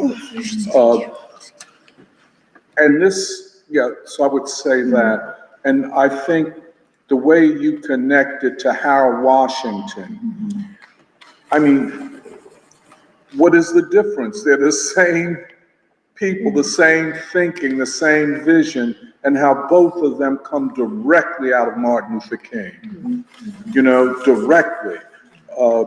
And they make no bones about it. They don't, try to downplay it. Of course, Henry from Mississippi and that movement.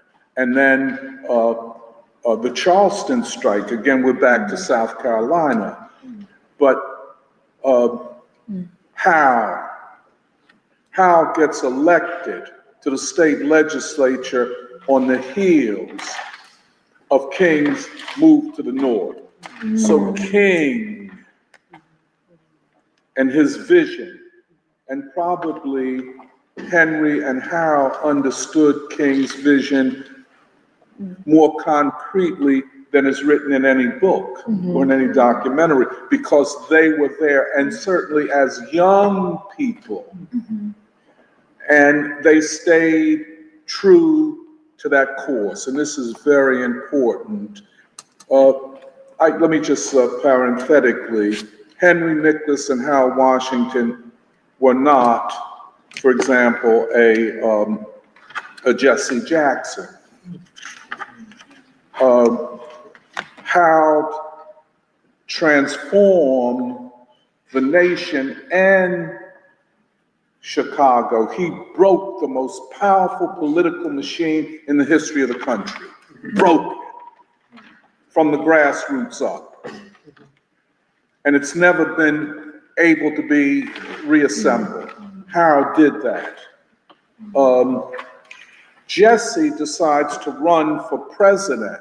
Right. after the example of Harold Washington in Chicago.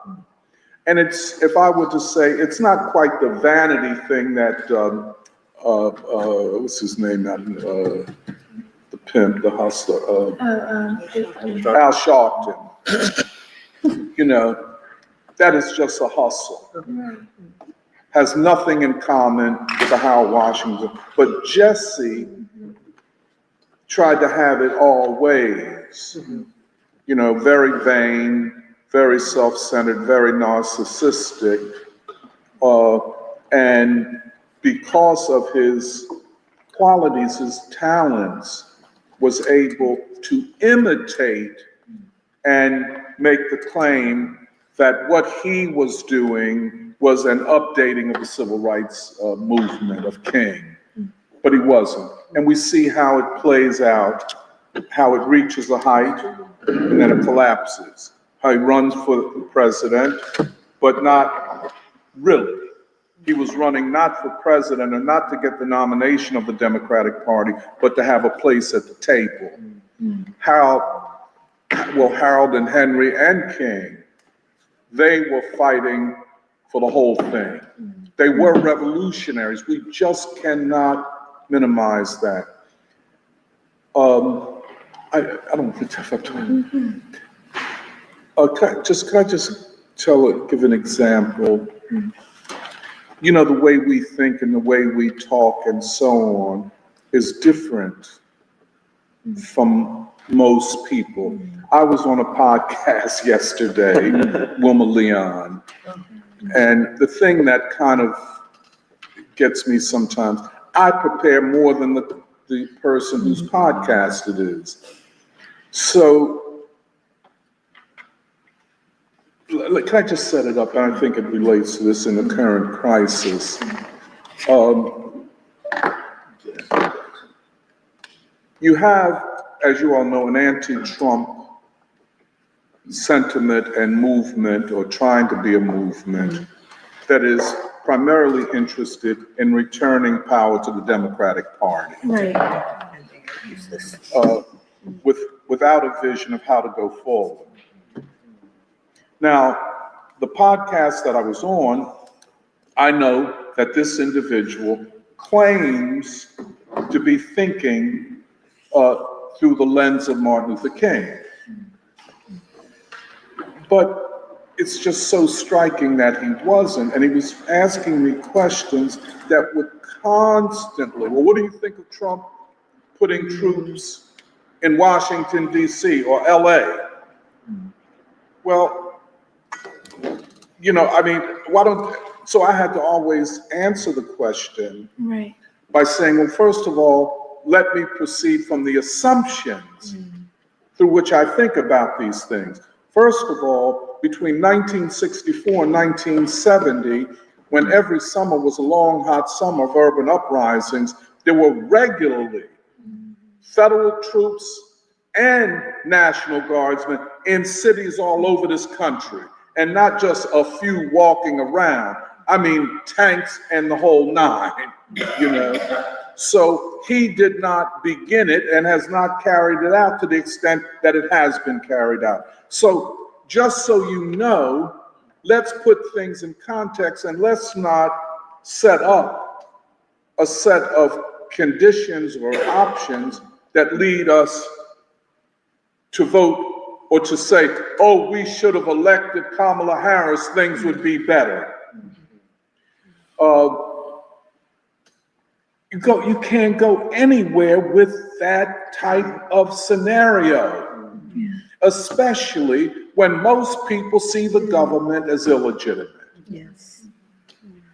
I mean, where do you, and I just, well, you can look at the podcast, but I think, built into his method of questioning is bad faith to start out with. And what do you do when the person knows how I feel, knows how I thought about the election, you know, how he knows, as I've said, and you know, I think I was canceled for a while because of my position, but you proceed in such bad faith that the only option is to retreat into the corner and get in a fetal position and say it's nothing we can do. And the other thing, and I think this is very, very important, apropos Jeremiah. Yeah, that's on my mind. And I think, Emily, the question of are we on the brink of fascism or have we entered fascism? I think I know how you guys would answer it, but I really wish you guys could have included that because this is so central to the ideological struggle.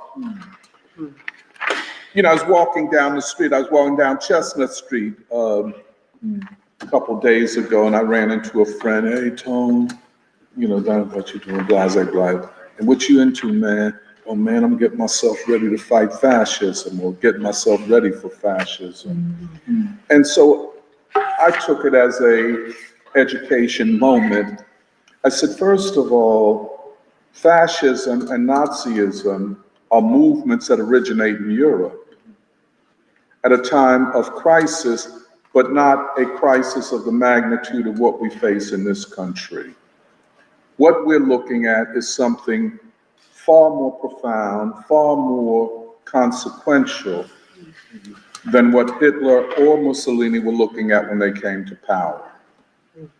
So I was saying, look, we have to study this as well as our history of resistance, which I meant the civil rights movement, which this person, does not accept because he is a Garveyite. And so Malcolm was right, the Black Liberation Army was right, King was, whatever, that kind of thing. And he does not accept Du Bois. So already he's and I know him, he's my young boy, I love him to death. But come on, dog, you need to come to free school, you need to study and shut the fuck up sometime. But, excuse me, but I say this to say that a movement of resistance has to overcome this obstacle that we are in fascism. Probably we're facing something more consequential than the Germans and Hitler or the Italians and Mussolini faced. Because we're looking at the collapse, perhaps, of an entire global system of domination and rule. We're looking at not the start of a counter-revolution, but a counter-revolution that has been going on for some time. This is not what they were looking at in Russia. It was not overturning a counter-revolution. The counter-revolution would come after the Bolsheviks seized power, but we are looking at what in many ways was a capture state power by a counter-revolutionary group back in the 1960s. The evidence of that is these assassinations, which have been swept under the rug. These were acts of individuals, that Kennedy was killed by one shooter and one bullet that killed him and then went through him and shot the governor and then went up in the air and came down and wounded somebody else. Well, yeah, one bullet, one man. This fiction that they continue to tell us, no, Kennedy was killed as part of a capture of power by the forces committed to war, the overturning of the Cuban Revolution and the Vietnam War. It was an attempt back then to establish a beachhead for counter-revolution around the world. The killing of King was the killing of the greatest leader of the people. This was not just a small matter. So that capture of the state set in place a counter-revolution. And it was, and by the way, these things are processes rather than acts. So we didn't know what had hit us, really. And most still have not come to grips with what in fact happened and how finally the collapse of the Soviet Union, this is something like 20 some years, 23, 24 years, which is not a long time, after the assassination of Martin Luther King. almost 29, almost 30 years after the assassination of Kennedy, John F. Kennedy. The Soviet Union collapses. And thus we enter a new stage of counter-revolution. Now, what was a domestic counter-revolution, in many ways blocked by the Soviet Union and the world revolutionary forces, with the collapse of the Soviet Union, you no longer have. So this counter-revolution spreads worldwide. And it is now facing its greatest crisis because, I don't know of many, the overreach, but anyway, I agree. Can the US state survive this moment where the Pax Americana, the unipolar world, American military, economic, financial, political hegemony is being undone? This is the last thing I'll say. Can they survive, the state, this internal struggle which is now taking place? Where, and I want to end on this. I think we should take seriously this libertarian movement, which separates itself from traditional conservatism and from the Republican Party, and is another attempt to capture state power by a group from the outside. And, I can't, it's a vast group of thinkers, everything from Scott Horton, who is against all war and all intervention, and he's appealing on that ground. But then for what purpose? Like you said about Du Bois, the state, be it a dictatorship or not, for the purpose of what? The end of war and intervention, for the purpose of dismantling what they call the administrative state. Okay, I'm for the dismantlement of the warfare state, not of the state itself. Okay? Or you take this Christopher Rufo, who makes the argument that the problem that we face is that the civil rights of white people have been denied as a result of the civil rights movement and basically of the anti-slavery struggle. Hence, back to Plessy v. Ferguson, whiteness as property, whiteness as the first and essential value of the nation. This is Jerry, this is what you get, man. What is possible? How many people? And then, of course, you get this guy called Russell, the head of OMB. Right?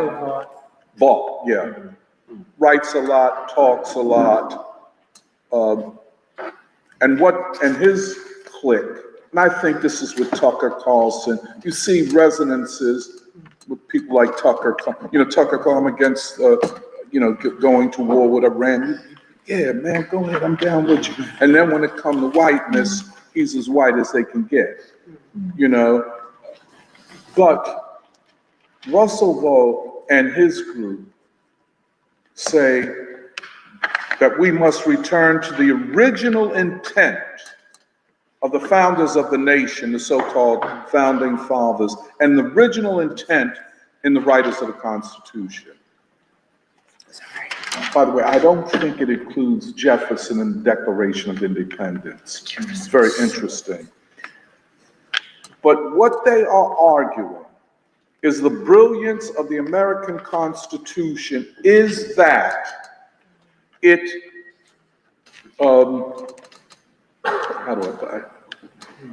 It was based upon natural law. Okay. This is not that far from Catholicism, by the way. Okay.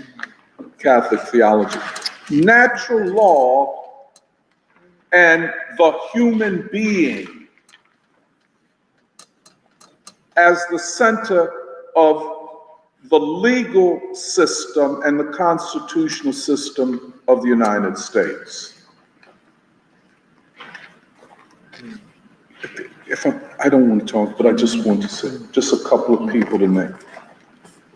First of all, it's a throwback to Aristotle and Aquinas, St. Thomas Aquinas. You know this phrase that Du Bois used, uncaused causes?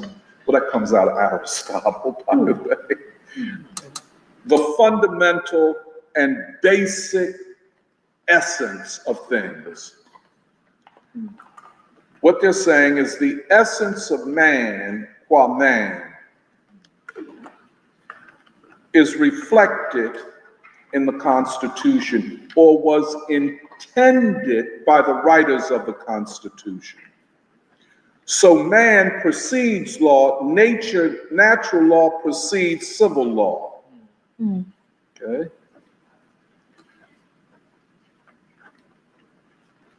Just one of them, excuse me, I don't want to just use names, but just so you know. There is a political theorist, or was, he's dead now, who's at the University of Chicago named Leo Strauss. I was at the University, I had a University of Chicago, I had a graduate course on Aristotle's politics with him. Leo Strauss is in many ways attributed with being the founder of neoliberalism, a return to the original intent of the Constitution. Leo Strauss would argue that the Enlightenment was an assault upon the classic Greek idea of man and state. And that, and think about this, and if you can almost hear it sometimes when you hear certain legal scholars and theorists, certain of them speak. When they talk about Aristotle or the ancient Greeks, they're talking about these thinkers in relationship to how Enlightenment and modernity have varied from those classical thinkers. That's really interesting. This is my last point. The state. Okay, yes. The ideological struggle, and that's in a lot of ways when you get below Trump and his, just almost craziness. But there's a wheel within that wheel. There's something else going on here. And below the surface are people, Bannon is one of them, not a great thinker, but he sees himself as a tactician and a strategist. And he says it openly, to seize state power in order to reframe and restructure the state away from the administrative and deep state. This is what he says. That Bannon will stay with Trump as long as Trump can hold on to power. Because Bannon's thing is, let Trump do Trump, but we must operate as a, quote, revolutionary elite who are seeking to capture the state, what I call an elite capture, or a capture within the elite. The last one, this is, Emily, your point of the city workers. That is, I mean, I'm so grateful to you for having brought all of that up. But, and so when you hear them talking about the doing away with the administrative state, reducing the state to only a few functions, and to free, quote, free individuals, and all of that type of thing. Well, what you were talking about was the opposite. But then there's that the state, the functioning of the Philadelphia government, of Chicago's government, and other cities the government could be captured by workers, the black proletariat, without firing a shot, But their idea is to do away with the state. You see what I'm saying? In the name of recovering society for white people. Does that make sense? Yep. Yes. See, they don't use the terminology of race. But what they're saying is, Right. the state that passed civil rights laws defiled the original intent of the founders. Right. And that's why, if you listen to that debate between Rofo and Yarvin, what Yarvin says to Rofo, didn't you know that Martin Luther King was a communist? Didn't you know that Nelson Mandela was a communist? So a way of saying, if you read between the lines, that all that came out of that movement has to be overturned in the name of us restoring the civil rights of white people, which means the return to the white in all of its, the white supremacist state without compromise. But there's another option, and this is not as dramatic as any of this. Elite defections, which we might already see happening. In order for the state or the government to function, it requires the active compliance and support by educated and talented elites. AI cannot do all the work of government. You need competent elites. The defection of elites alongside the civil disobedience in multiple areas, for instance, what you talk about, Emily, but also what you talked about, Jerry, of a mass movement of non-compliance, of non-cooperation. Then at the elite level, defection. I don't want to be the Secretary of State. I don't want to be, any of that. Let the bureaucracy feed upon itself and destroy itself, so to speak. I'll just end it.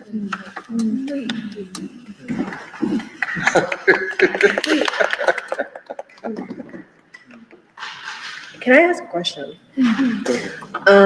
So there's a lot of talk about the black proletariat here. And look at, Take your time. So in Philadelphia, specifically, black majority, well, not black majority, but like, you know what I mean? Like of the marginalized people, we are the heaviest representative.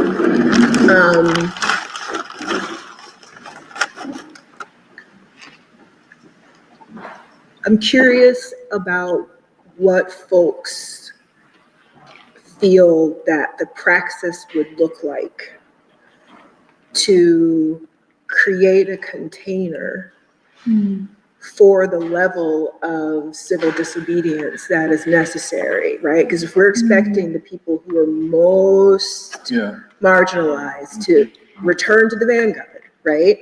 And to be the people who are, because basically every everyone but poor, Black, marginalized people, and I speak specifically to like Black people within the margins of the margins, like my perspective is always going to be Black, queer, trans all the time, because that's, you know, I'm not part of some all one thing.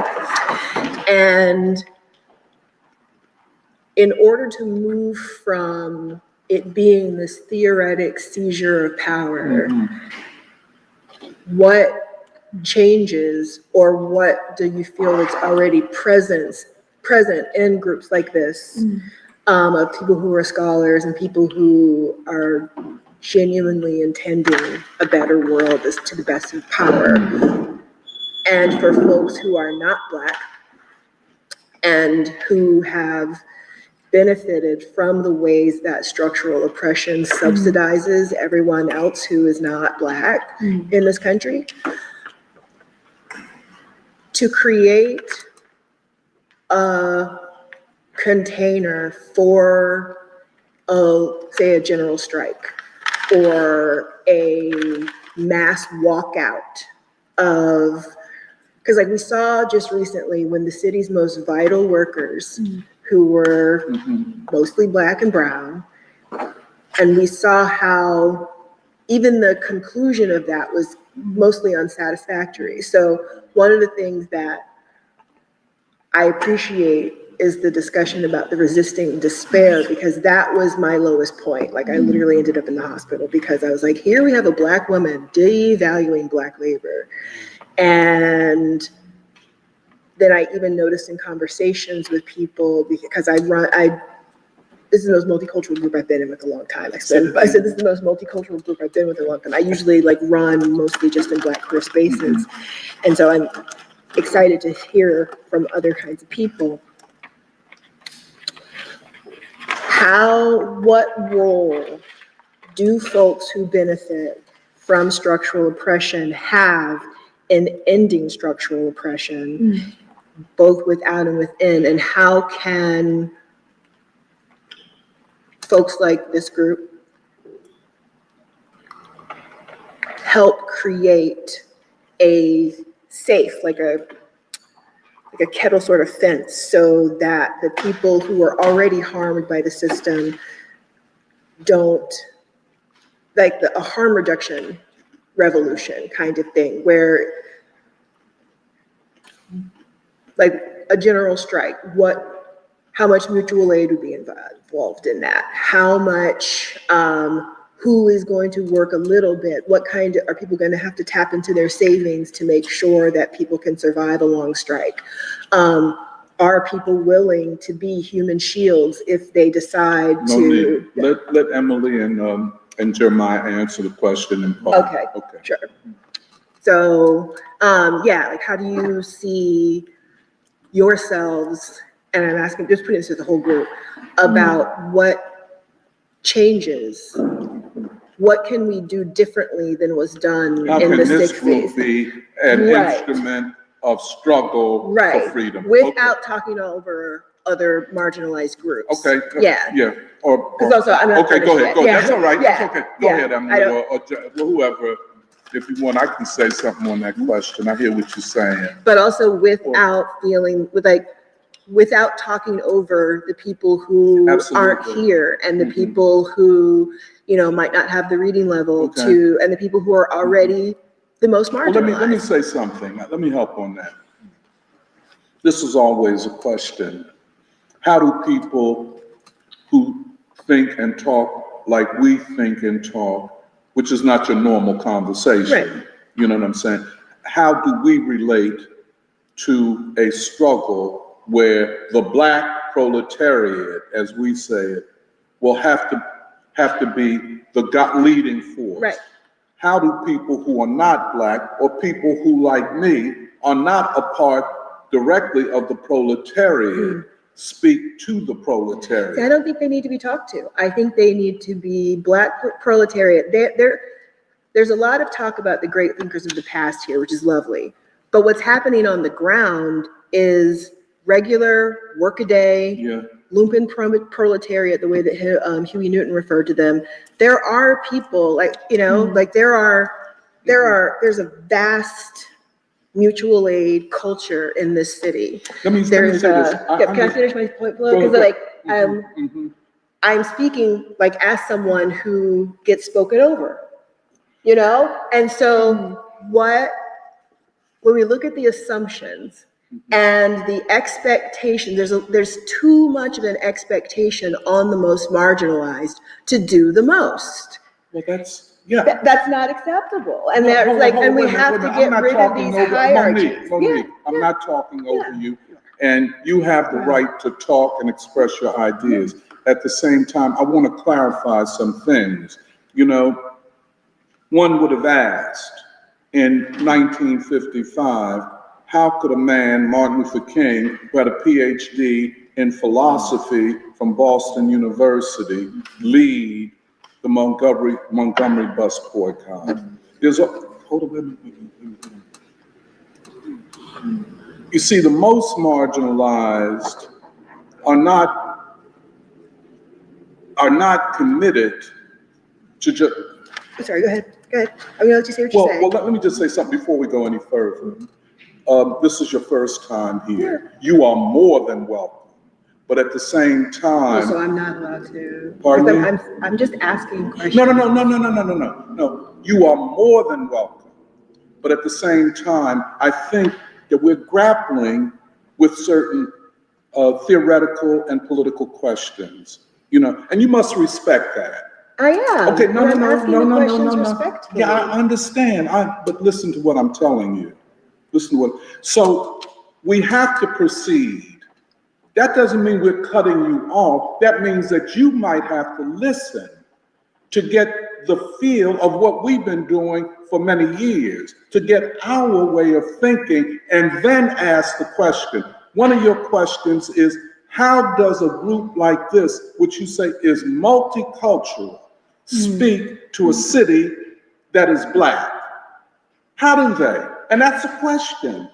But let that question be answered. Yeah, but I wasn't asking how do you speak to, how do you create a container, which is necessarily But directly. Monique, but you have to respect what we're trying to do. Now, if you will allow us, and I think you will benefit from it, if you will allow us to further explore the questions that we put on the table. Please, I just ask that of you. And that's an act of mutual respect, our respect for you, but you got to respect us too. Well, I apologize if my questions felt don't disrespectful. I think I'm gonna go Okay. because I wasn't being but that's all right, Monique. I'm listening. No, you're not. I was just asking but a listen, question. Okay, we have to proceed. I mean, this is. Go on, do your thing. I Okay, won't ask anything else. Okay, but, just, the question that we have on the table is, how might the people, in the name of democracy, take power? As I think King talked about it, and where do we go from here? Is it a possibility? Is it a dream that can never be realized? Or, as Jerry said, Black people are more capable of acting than white people are. If you take the white mass as a whole, there are strong tendencies to join with reactionary, counter-revolutionary movements in order to uphold whiteness and the white system. Well, I guess with the examples that you brought up of like the libertarians and how prevalent they are, I guess aside from the intellectuals who represent that movement, I do think that part of what's on the table is at the level of the people, like just ordinary people themselves, like even like, let's say like white people who are like out in like the suburbs of like the collar counties in Philadelphia who are like MAGA people. I think part of, or even any other kind of white person, like at least my current view is that if we're thinking in the lens of nonviolence, then not at the level of the intellectuals, but at the level of just like people, any consciousness is workable. Any person's consciousness is not a fixed thing, but there's always a potential for it to be changed. I don't know, I guess I want to bring up, because I do think that like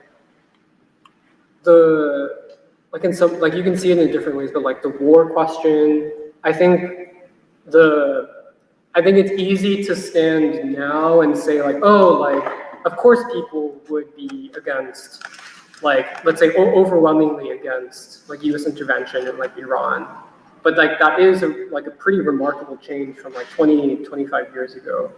And I think I feel like what I'm interested in is like, even given the tendencies and the barriers that one has to assume because you're navigating American society and a society which has been so defined by the color line and white supremacy for so long, that even within that environment, that if we believe King and if we believe nonviolence, then I don't know, I just feel like my conviction is that any consciousness is workable, or that like it can be changed. And it's not really even about the intellectuals who like someone like Curtis Yarvin or Chris Rufo. But I think I also bring it up because, like, for instance, like my dad is someone who I think about because he's like someone who lives in the suburbs who like has become very politicized by like basically the past 10 years, and like basically used to be like a Democrat, like vote Democrat, and didn't think about politics, and then now has been introduced to like podcasters, streamers, like I think he's into like Bannon, like people like that. And like, I mean, I asked him like, why don't you think that people in the Trump movement, if they're serious about questions of the state, and because like they will say like outright, like there is an elite cabal that controls American society and controls the state. Like, I think that is a very remarkable thing to have happened in the kind of general consciousness of like people who you wouldn't expect to think or talk that way. And like, I'm not saying that we're even trying to like, our primary focus is trying to like win over Trump people or MAGA people, but I guess I'm putting on one of the questions we put on the table is like, how workable is the consciousness of people, especially given how fluid and dynamic the historical moment that we're in is, and like that a crisis necessarily involves like the emergence of coalitions, the emergence of like new parties or new like tendencies and stuff. But like that, I feel like from my reading of like even like the Russian Revolution, like that comes with the territory, that comes with any revolutionary period or pre-revolutionary period. Like there's always going to be competing movements, competing tendencies and factors and all that stuff. And so I don't know. I guess yeah. My thing that I'm putting on the table is like, at the level of the grassroots, is the consciousness of people still workable? And yeah. In any revolution, the commonality has to be unified. You have to have a commonality. And during Martin Luther King, there was the commonality of poverty and inequality. And he united the nation, not only blacks, but whites, the clergy, across the board.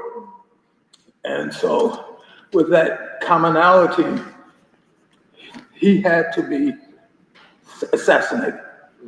He had to be, because the people that were in power would lose their power. And the commonality of unity rectified his goal was for freedom. And that when you are not unified, there's discrepancy and the movement dies. And so I think that's what happened.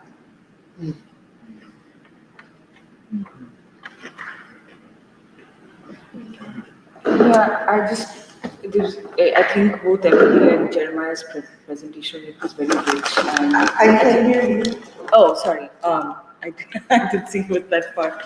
I think it was very rich, and it helped me a lot the way you guys also put concrete questions that even if we don't have the answers to completely right now, we see ourselves as trying to answer these questions to understand what is the possibility of the next stage of the American revolutionary process. And if it's okay, like I wanted to go back to some of what was said and also add my thoughts to those questions, where I think what Emily began with, this question of is a nonviolent seizure of state power possible? And then Jeremiah's question, comparing, the Russian Revolution and the Indian freedom struggle, to say, to ask this question of whether we can say that a struggle or a revolution that aims at social transformation necessarily needs to precede the seizure of state power, especially when you consider that we are not talking about America just as a nation in itself, but we're talking about it in the context of an entire empire, which right now is in perhaps its most dire crisis, and perhaps the legitimacy of the ruling elite that holds up this empire is most degraded right now with that, and that constitutes what the political crisis is right now. And I feel like that, putting it those ways, which I feel like is basically also asking the same question, because when you say that is a nonviolent seizure of state power possible, that is the Kingian program. Because I think even in the last, especially in this book, where we go from here, in the very last year of his life, and he's reconsidering, looking back even at the last 10 years of the struggle in the South, and then looking at what the next stage of the struggle for democracy needs to be, moving from the concept of, or ideas of liberal democracy to a radical democracy, and eventually, whether you call it the beloved community or a state of the whole people, leading to the establishment of that. I think it is the question of, I think his idea is that without transforming American society, the question of power, there are a lot of gaps or a lot of things that are not easy to piece together without this complete transformation of American society. And I wanted to also start that way because I feel like a lot of what we were discussing and talk you were bringing up about the libertarians and some of these thought leaders in the Trump movement and so on, whatever grades of conservative thinking they fall in, because there's a spectrum. I feel like putting it that way, this question of can we even talk about the seizure of state power, or in what terms can we talk about the seizure of state power without a program or a movement for social transformation or the making of a whole people, is also, the reason I put it like that is I feel like that is also one of the biggest weaknesses of what actually today in the Trump movement or the MAGA movement represents an approach to, the seizure of state power or restructuring the state. These are the gaps, and that's sort of why I wanted to start that way. And in where do we go from here, I feel like King, more than anywhere else that I've read him, and it might just be that this is something that I'm extrapolating, he talks about power or the need for Black people to achieve a certain level of political and economic power a lot more. Because I feel like it is that stage where these questions are becoming very concrete, where the desegregation and so on, the legalities of all that has been struggled against, but now there's the bigger question of how do you integrate Black people at every aspect of mainstream American life, not just in institutions, but also in thinking, also in values, and so on. And I found in reading some of the chapters in this book very interesting, how he systematically engages with some of the questions we are raising now, like why is a violent struggle on the part of Black people impractical, or why would it not succeed? And just two things that I'm reminded of what he arguments he makes is, first, that it's still 1/10 of the population, and envisioning a violent struggle that's successful against a state that hasn't lost control of the military is something that's, to him at that point, seeming impractical. And I don't think that question has gone away anywhere. And the other thing he says about why it's impractical is also, the majority. Yeah, even, and he gives the example of all revolutions that have happened, which were violent seizures of state power. But he said that even if, like for instance, with Castro, only a few people were marching actually with Castro and were involved in the violent capture of the state, they had majority support of the Cuban people. So you also have to have that kind of a consensus, even if the people are not directly involved in the violent seizure, there is that moral or principled legitimacy given to the movement. So these are some of the reasons that he talks through, and there are a lot more, which I don't want to go into. But then I think that even more than these strategic reasons for why like the strategic reason of a violent movement not being appropriate, I think he makes a moral argument where he says that, okay, these are some of the practicalities of the matter, but I'm also committed to a non-violent program because violence is whiteness in some ways, where he's saying that even if we really are trying to break from the standards and values that have so controlled this society for so long, we also have to give up this idea that violence can be a solution to things. And that's also why he brings up, and that's the context in which he brings up the Indian struggle and Gandhi. And he says that up to the Indian freedom, which I found very interesting, and this is something I think Shambarto was pointing out at some point, that up to the Indian freedom struggle, all revolutions were fought on the basis of hope and hatred. Like there was hope, but there was also hatred towards a certain, whether it's a class or whether, a coalition of the ruling elite that needed to be defeated. But the Indian freedom struggle was the first that put forward a program that was based on hope and love and had that component that it's important to fight justice, but it's also important in the process to make a people, to create a new human being. And this is, I appreciated a lot of what Jeremiah also said, because I feel like it is really the Indian freedom struggle that is the basis of unity of the Indian people. India as a nation, as a united nation with a vision, with a character, with even human beings of a particular kind that across its vast expands and also its great diversity, there is an Indian character. I think it's a product of the Indian freedom struggle. And that creation of a people combined with this program of nonviolent civil disobedience, which basically made governing that people impossible without the consent of the governed, is really what won in India its independence. Because a lot of in my history books where I learned about the freedom struggle, it's usually seen as a transfer of power, where the British, because of the world wars, they were so weakened, they didn't have the money for empire anymore, and they didn't have the money to control like an Indian state and so on. But I think the more compelling reason is the way you put up, and that's what King gets, from Gandhi, and that's what he's saying, is that taking up this idea that you first focus on creating a people that can stand against injustice. This also leads to the question of who is even able to govern, or who should be trusted to govern. And I think the reason why he focuses on this question of transformation is also because he's we have to create human beings who can govern in the modern world, who can govern in a world where nuclear weapons are a reality and nuclear annihilation is a reality, and wars, basically this kind of imperialistic forever wars is a reality. So you have to first focus on creating people who can be trusted to govern, who can be believed, who will have moral authority with the people. So that's something that was on my mind a lot, and I'm forgetting it because it's just a lot of stuff. I don't know if this is, somebody else can complete my thought, but I am interested in the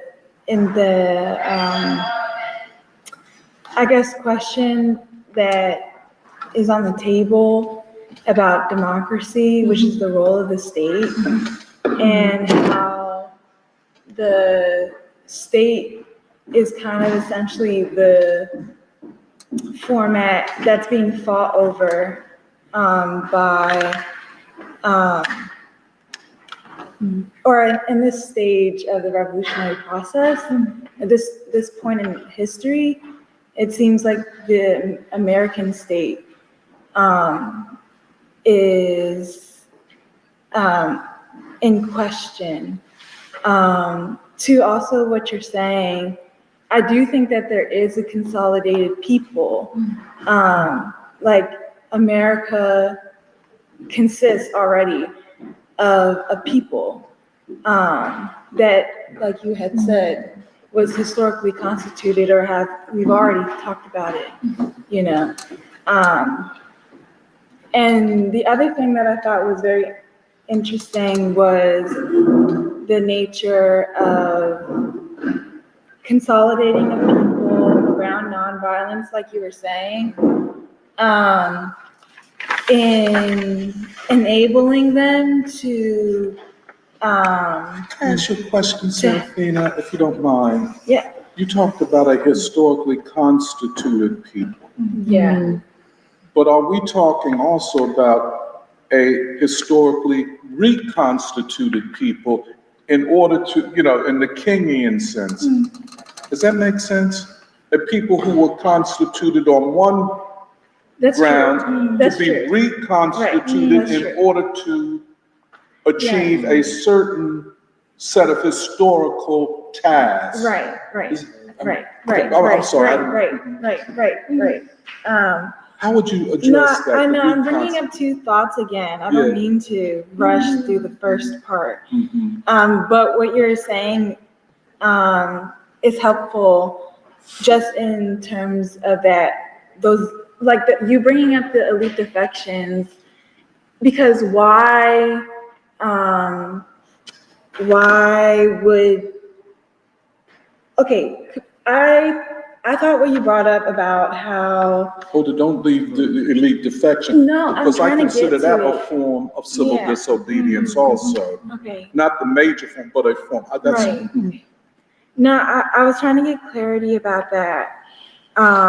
Just in that context of recapturing the state Yes. for what?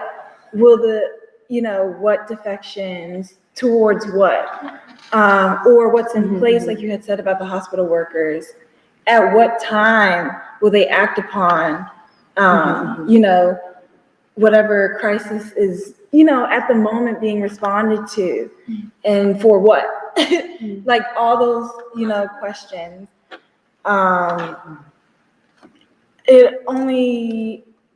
Okay, I'm trying to get my thoughts kind of making sense, but I did just want to bring up the general that it seems like the state at this point in time, maybe, or I don't know, is it's just an important, I'm sorry. I'm very intrigued by what you're saying, because the state, the American state, was constructed upon the foundation and reformed upon a historically constituted people.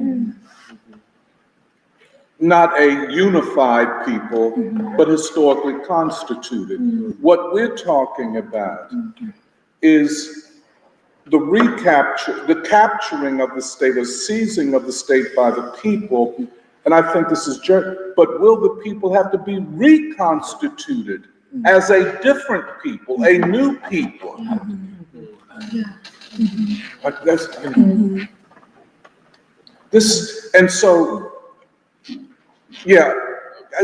So this idea of elite defection, notice, we're talking about elite capture of the state, elite defections from the state. That's not the people. Right. But in this chaos of governance and rule, then you have the people who are operating on a different logic than the elites. But the attempt at elite capture could get ugly, as we're seeing with the Trump and so on and so forth. But that is not yet the people. And it gives us no reason to sit back and say, oh, let them fight it out. No, the people must be activated to resolve the crisis in ways that these libertarians or whoever cannot do. But then for the people to play their historic role, they must be historically reconstituted. That's all I want. Thank you. Wait, that reminded me of something that I had in mind in talking about King basically making an argument for violence when after like 10 years, Black Power is coming up and so on. And so the nonviolent program is in some ways, even in the minds of ordinary Black people, in question. And King in especially on the chapter on Black Power, he's defending it. And he's giving reasons for why it cannot be abandoned if the ultimate goals of democracy and freedom were to be achieved in this country, in the context of the American empire. You're saying that, I mean, he's reinterpreting Black Power. He's basically. This is a very important thing. But not in the direction, let us say, that Stokely or A.Trap Brown would see Black Power as the beginning of a revolutionary, violent movement. Yes. You know what I'm saying? Usually, then Black Power would then be, they would kind of abandon that word, Black Power, and use the concept self-determination, which then meant the opposite of what King was talking about, because it was not Black people as a special people within a historically reconstituted people, but Black people as a people outside, separate people. And hence the struggle for Black self-determination, whatever it meant, and it was always ill-defined, was something separate from a democratic seizure of power. In other words, you do not get a Hal Washington or a Henry Nicholas out of the concept of self-determination. You do get an Assata Shakur. And I don't say that, I know her, we met and so on, but Assata Shakur is not Hal Washington or Henry Nicholas, and her strategy is completely at odds with theirs. No, that's what was interesting to me. Mary, please say something. I know you want to say something. Sarah? I don't, well, I just,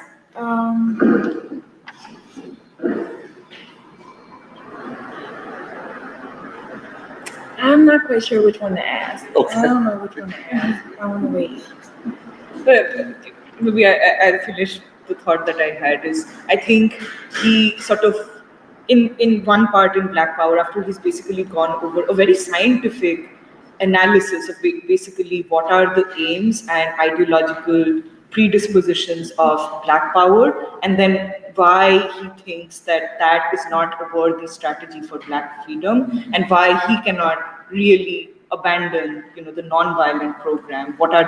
So basically he does that, and I found it to be very useful, because he does have that scientific method of really scientific and moral, because he's making moral arguments. But then at the last part of that essay, he sort of asks himself a hypothetical question that he knows people are asking about him, which is that, if the people give up the idea of non-violence, are you still going to claim for it? So that contradiction between how can you speak to the people and the people want something else. So basically, what does you rooting for a non-violent program even mean? And he says that this is because I see myself as a leader, and the purpose of a leader is to not go in search for consensus, but to mold consensus based on principled and moral grounds. And that's what I'm trying to do. My principled position on all of this, from studying history, from studying human beings, is that this is the only morally excellent program that ultimately takes back Black people to that broad envisioning of democracy they have, which is not just about who gets to vote or who has representation and so on, but this idea of total freedom and the creation of a new human being. And he says that this is why I basically, stay with nonviolence. Well, let me say something. See, this is very important to understand that time and what was going on. By this time, with the urban uprisings, with the rise in popularity of like Stokely Carmichael and others, King had to face the fact that he was losing a big part of young Black people. That he was losing them. And so he had to answer the question, what happens if your strategy, your morals are unpopular? What do you do? Do you stick to your values or do you bend to theirs? And he makes the statement, I stick with my values. But this was in fact, I think this may have been the most difficult time in his life because he went to LA. LA had had this huge uprising. And he said, there go my people. I must catch up to them. This is why he attempts to redefine Black power and says that the achievement of power is a necessary part of Black freedom. But he also says that for him, Black power does not mean insurrectionary violence. And he says, in effect, the urban uprisings, rather than the future, are its opposite. This is very, so he has to deal with, what happens if I'm alone? Do I stick to what I have said all these years? Or do I abandon the whole struggle? Has the civil rights movement hit a roadblock, a stone wall? And this is another question of moral character of a revolutionary. One add-on is, he even, interestingly, he talks about it a lot in his final speeches, the Black youth. And he actually even says, he's like, let me make sure I'm not misunderstood about these riots. Where he says, I'm not against the Black youth who have anger, which is valid and righteous. And he says, in fact, rather than being pessimistic about these riots, what I will say is that all of these young Black people who have been put down, unemployed, no jobs, who are angry, they have never, almost rarely, have enacted violence against white folk. In fact, it's young white people who are the ones antagonizing those young Black people.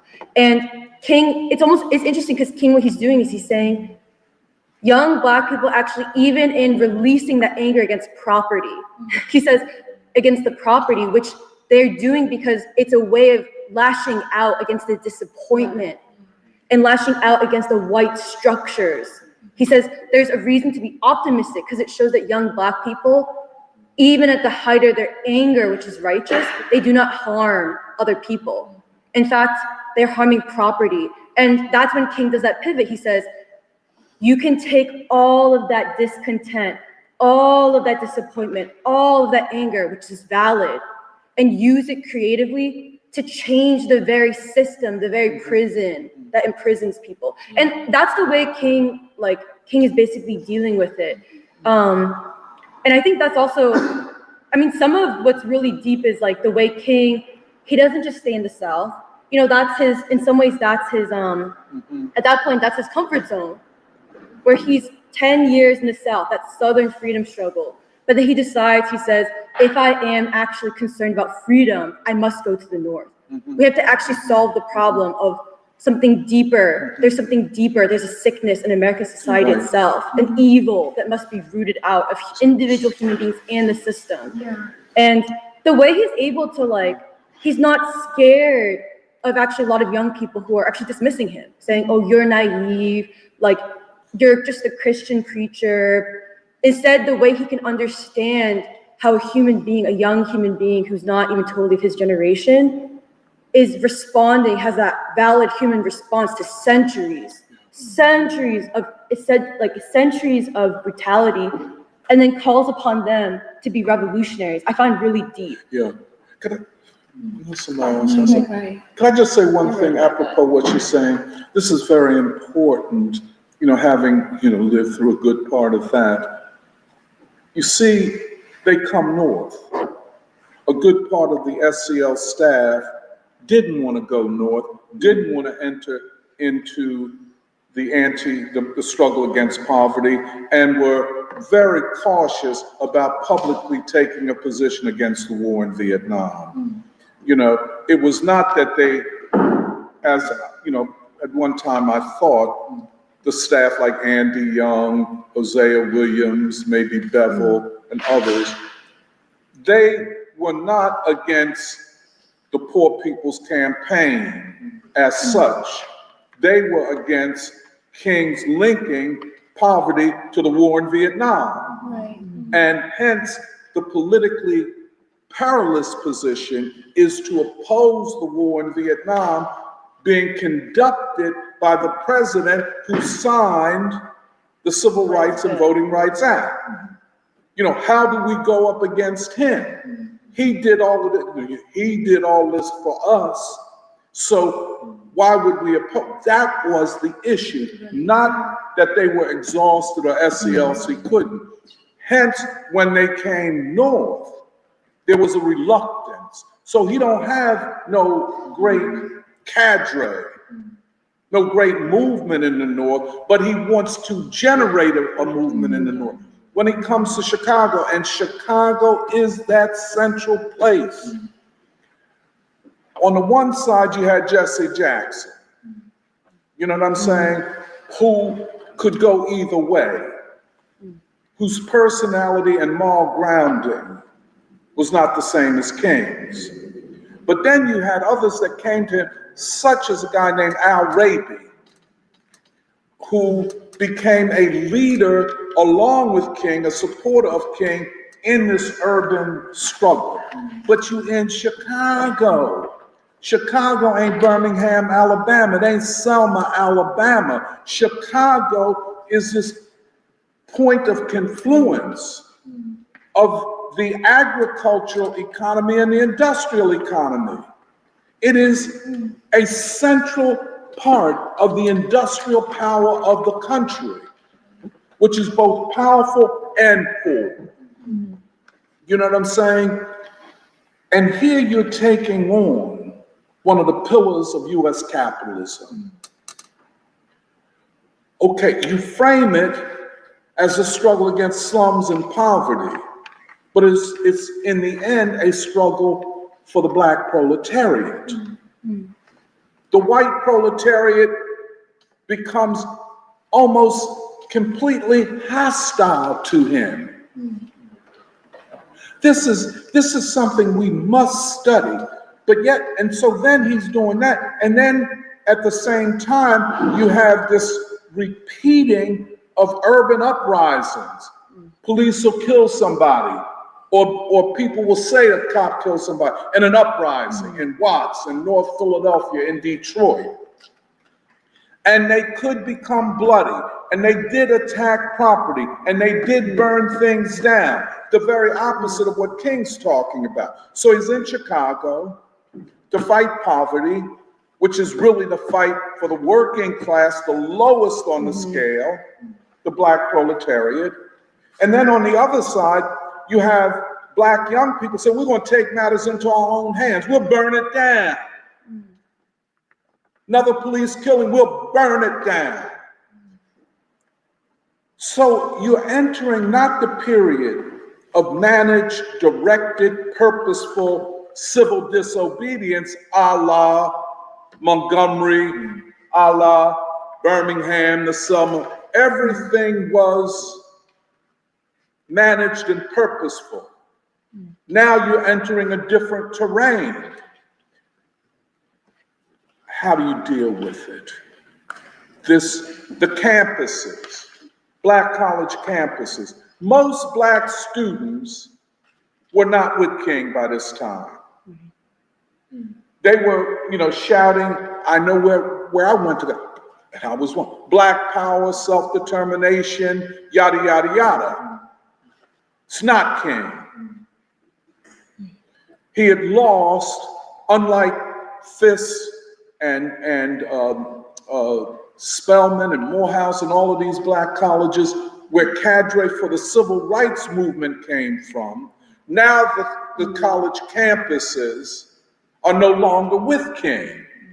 The urban youth, especially the poor, are no longer with him. And so it is an unbelievable task. And then, of course, his organization is half-hearted.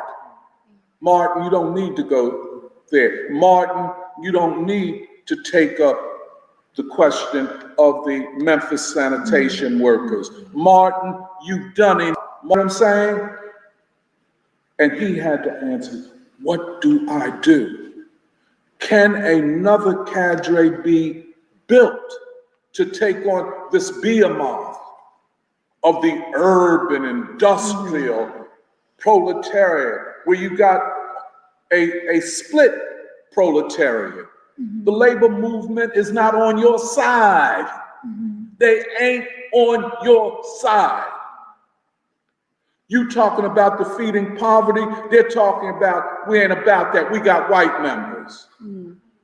You can, it is an unimaginable situation for one person to have to take on. And that's why the book, Where Do We Go From Here, Chaos or Community? This is the last book. This is based upon his last speech at the SCLC conference in 1967.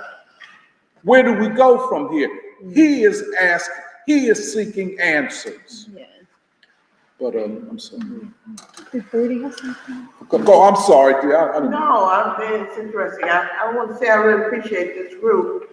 I think Donald Trump is one of the best examples of the fallacy of white supremacy. I mean, his ignorance, his corruption, racism, misogyny, the whole works. And I do think, maybe I'm being overly optimistic, I do think he will self-destruct. He's just so ignorant and so corrupt, I can't see him barely making it throughout these next 4 years. And Monique, I want to say, I appreciate your comments. You're speaking from a point of view of an activist. I'm not really an activist, but I could be. And I appreciate your point of view and everybody's. And I really appreciate this group and the contributions because it's rare that you can find somebody that's really talking about politics and, a lot of people, I don't want to discuss it and, and they just kind of brush it off. So I appreciate this,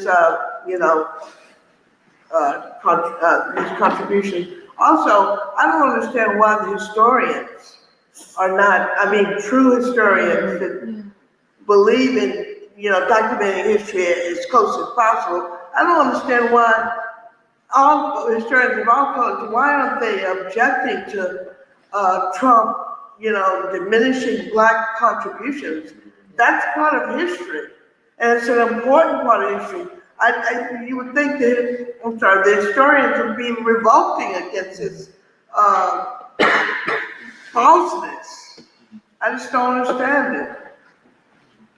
Anyway, like I said, I appreciate this group. If I could just say something, why haven't historians and academics taken a more active role? Yeah, I don't get it. Yeah. Well, Are they afraid for their jobs? well, one, I'm sure that's part of it. they became too comfortable. Yeah? So they're not going to do much to upset that comfort zone. The other thing is that the universities themselves are in crisis and some would say in collapse. And they're threatened by Trump. Yeah, they're threatened, but they're afraid of even their own shadows. They haven't stood up for anything for a long, long time. So true. So that's why, like you said, you got to go to groups like this, where the people take matters into their own hands and think through these difficult questions. That's the way I put it. I was thinking, well, I feel like there's a lot in this conversation, but I think this question of, just to go back, like, is it possible for there to be a nonviolent seizure of power? I feel like that's one question, like, is it even possible? But I also feel like in some ways, implicitly or explicitly, like, our question is, how do we make nonviolent seizure of state power more possible if there is like a shred of possibility? And I feel like some of that also goes back to our longer conversations about democracy. And I was actually thinking a lot about this question of like the general will, like what the general will is, if it exists, and when does it need to exist? Because this thing of like, do the people need to be consolidated before the seizure of state power? Is it possible for a minority to take it up on behalf of the majority? And I feel like in some ways, a lot of what King was doing, I think, was trying to find or express like a general will. And Trying to express what? a general will, like a will that is like a democratic will, basically. And I feel like in some ways that general will, I think, needs to be present in some capacity in order for there to be a nonviolent seizure of the state, where there needs to be, if not a total consensus, some sort of emerging near consensus. I think for the other things that we were talking about as possibilities, like paramilitary, secession, civil war, I feel like those happen when there is not really yet a defined general will or some sort of consensus for people to even recognize as like a possibility for greater unity. And that's what I was thinking about when John was saying, in some ways, like the greatest achievement of King was to try to hold something together. And what you were saying, Doc, which is like how challenging that actually really is. Like, it's not easy. And I feel like the other like underlying part of it is that it's so much more challenging in a society like America that is defined so much by the color line. Like, that makes unity so, so difficult. And I feel like, yeah, like the last years of King's life, like when basically, because I think even like you could say, yeah, it was unwise for King to leave the South to go to the North. Like, why did he do that? And I feel like it is because it's the question of the whole nation. Like, there needs to be like basically, yeah, like a general will or a democratic will that is actually like of the entire country or as close to the whole people as possible for there to be a state of the whole people. And I think that's even like this question of, yeah, like whiteness, like in the North. And I was thinking a lot about King's formulation of the triple evils of poverty, racism, and militarism, and why that's important or what that actually means. Because I feel like when I first encountered it, I was just like, oh yeah, that's so neat. Like, that's cool. Well, but one of his was materialism. Yeah. That's one of the three. Yeah. I don't think poverty. I think materialism, militarism, racism, or poverty. I think he uses materialism and poverty interchangeably in different places. Because in the pursuit of materialism, I think he. Oh, so that's kind of, okay, I never thought of it that way. Okay, but yeah, materialism, racism, militarism, where I feel like it's easy to dismiss it as just like, oh, that's a nice like rhetorical idea, or like, yes, those are good values for a revolution of society. But I feel like the thing is that King was not saying it just rhetorically for like fun or for giggles. Like, what does that actually mean? And I feel like it is like, I think it's also like very important now, because I think what Jeremiah was saying too, which is that what does it mean that 20 years ago, if there was a consensus, it was one that was accepting of war. And today, if there is a fragile consensus, it's actually that people do not want war. People do not want intervention. And I feel like that is like a shift in consciousness that is very hard won. But then basically, it seems like a peace movement alone is not enough. It needs to be fused to this question of materialism. Like, are we against poverty? Do we want to eradicate poverty?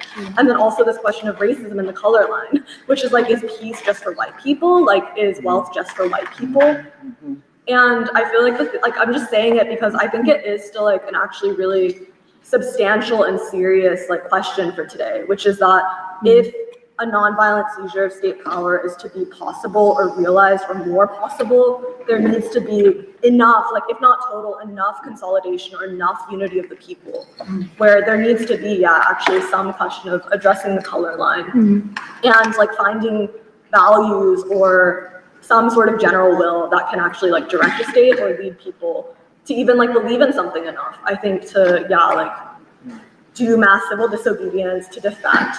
I think there needs to be some sense of what the new center is going to be for like in order for there to be a coordinated movement. And I feel like I'm also thinking about it because with Black Reconstruction, like Du Bois, when he's talking about how Black people were watching and waiting and basically assessing, because there's always this striving for freedom, but the question is, yeah, like when do you actually act? How do you act at like substantial risk when it's not actually guaranteed? Right. And I feel like there needs to be like signs, there needs to actually be like some sort of, I think, consolidation. But I was just thinking about the triple evils like a lot more seriously, because I think for a long time, I've put a lot of hope and a lot of meaning onto the peace movement. And I think I was thinking that there could be basically like a peace movement of a new type that would basically fuse like the civil rights movement, the Beyond Vietnam speech, like the World Peace Council, with in some ways like the discontented currents of like even Trump when he was like, I'm going to destroy empire, or like, I'm not for war, I'm for peace. And obviously like there's a lot that needs to be worked out within that. But I feel like my assumption or my hope was that maybe there's something that is workable, like this thing of consciousness maybe being workable towards something.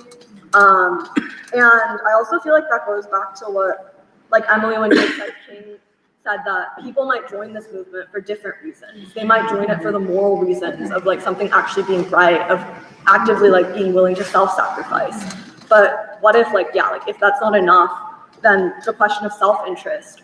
And basically I feel like I'm just having to, I think, go from like my dreams or like the ideal of what I really want to believe is possible, and then also like the realistic nature of like what actually might happen, and to not be too pessimistic, but like think about where it actually is. And yeah, I think just like how the ideological struggle, like it's not just about like rhetorically saying the things that like sound nice or seem cool, but actually assessing like what is possible. And I feel like where it is that like one question is like, can Black people do it? Another question is, should they have to? Like also, will they?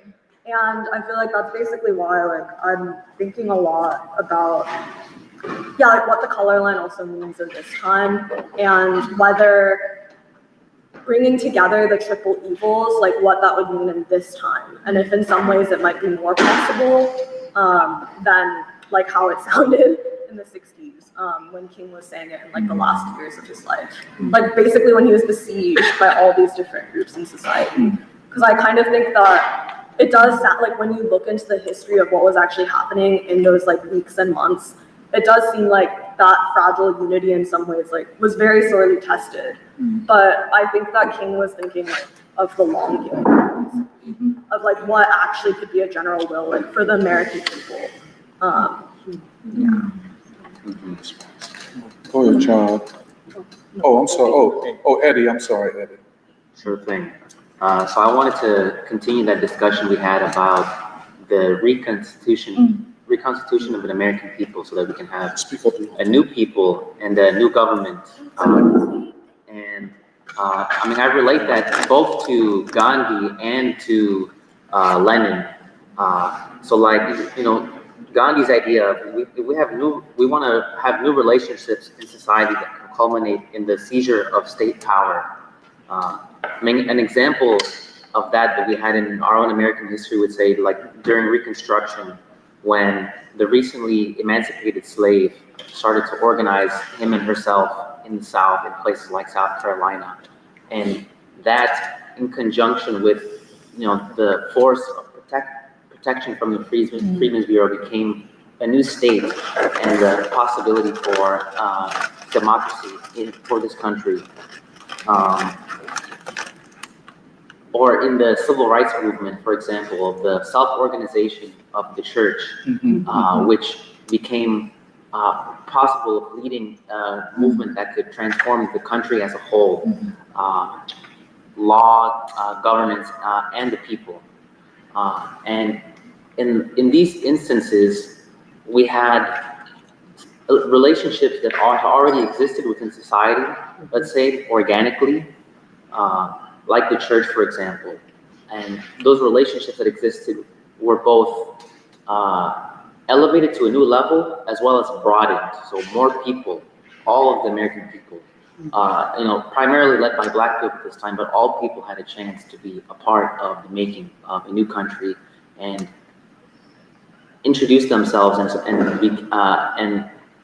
also have these relationships that had existed. Also had what? Be a part of these relationships. They could also have these relationships that were existing in the country. And this is what made it possible for us to have new people.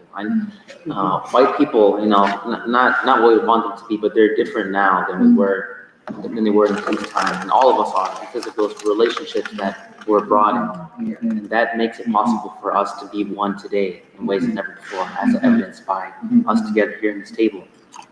And so I guess that makes me ask the question, at least for our times, and it's a question that involves active investigation for us to be involved in the city of Philadelphia. What are the relationships that exist within society today that we would like to be a part of and broaden, so that we can essentially reconstitute ourselves as a new American people, and also achieve a level of governance that is needed to meet the most pressing needs of our times. And then what are the relationships that are missing that require an intervention on our behalf? Yes, in peacetime, the church was a relationship, but they made intervention in society by removing their participation from relationships that were unjust, like segregation, and producing new ones instead. So, more of an open question of broadening relationships. Something when we'd obviously want to broaden this discussion like here, we'd like to have this kind of discussion with as many people as possible, and then new relationships as well. Can I just ask this question? Social relations. That is a very important category. Yeah. And it relates to what Jeremiah says. Can the color line be defeated or partially defeated by the altering of social relations or relations among people? This is another question we have to put up there. Go ahead, Josh. I was thinking about... Speak up, Josh. I was thinking about what happened last year with the Chinatown arena. I went to this one council meeting where people of a very sort of multi-generational, multicultural, multiracial background, including the Power Interfaith Group, which kind of goes back to the church community that you were talking about, Eddie. We're very just loudly jeering the city council in a way. And I think that the power brokers trying to push that arena through really had a very cynical view of solidarity, where they thought the rest of the city was just going to be like, well, screw Chinatown. There's such a small minority. We're going to reap these other benefits. And that was not at all the reaction that they got from the public. It was, I think people on a practical level thought it would be very bad for the city. But I felt a sense at that meeting that there was that solidarity of, well, if you're going to degrade the people of Chinatown like this, what is to stop you from degrading the rest of us? And I think everybody already felt degraded inside the city anyway. But I don't know, that changing of relationships, I think can kind of be undergirded by this solidarity. I mean, I think about those white identity politics you were talking about, Tony. I mean, I get a little, conspiratorial about this because I think about how people like Yarvin are funded by Thiel and all these billionaire classes. It's like, how much are you degrading people if you're telling them that their value emerges from their racial identity? I mean, what an arbitrary way of denoting, the value of a person. And people are, of course, falling for it because they see no value in themselves. They're like, okay, well, I can derive this value from this one thing that is very sort of evil and malicious, but allows them to extract resources from people who already have so little. So it's, I don't know. I think about solidarity a lot, and that sort of mutual relations, or the relations between people, and I don't know how we can sort of almost have an enlightened self-interest about, if the ruling class seeks to degrade the select group of people, trans people, for instance, the assault on trans people's rights that we've seen lately, and I think the ruling class thinks, oh, well, it's 1% of the population, people will just swallow it. And I think, the public response has been very well short of what it ought to be, but I do think there is a significant contingent of people who are like, you're going to degrade and dehumanize and slaughter people for no particular reason other than your own kind of malicious concepts of gender identity. Like, this is not acceptable. Oh, let me let John come in, and I'll come back to you. I'm sorry, I forget your name, sister. Please tell me. Bernie. Bernie, I'm Real sorry. name is Bernadette, but they call me Bernie. Okay, Bernie, okay. When she was asking, what do you think it will look like? I don't think we will know, because the earlier movement was led by young people. And today, I don't want to put the young people down, but today they are not unified. And they were unified before, for freedom, democracy, and equality. And today, they're, to me, seems disjointed that they want things. They want things. And they talk about entrepreneurship. I mean, that's wonderful and good, but that's self-serving. It's not for a group of people or a democracy of people. And so I don't know what it would look like, but I think it would have to be young people with a new idea of self-governing. So that's all I have to say.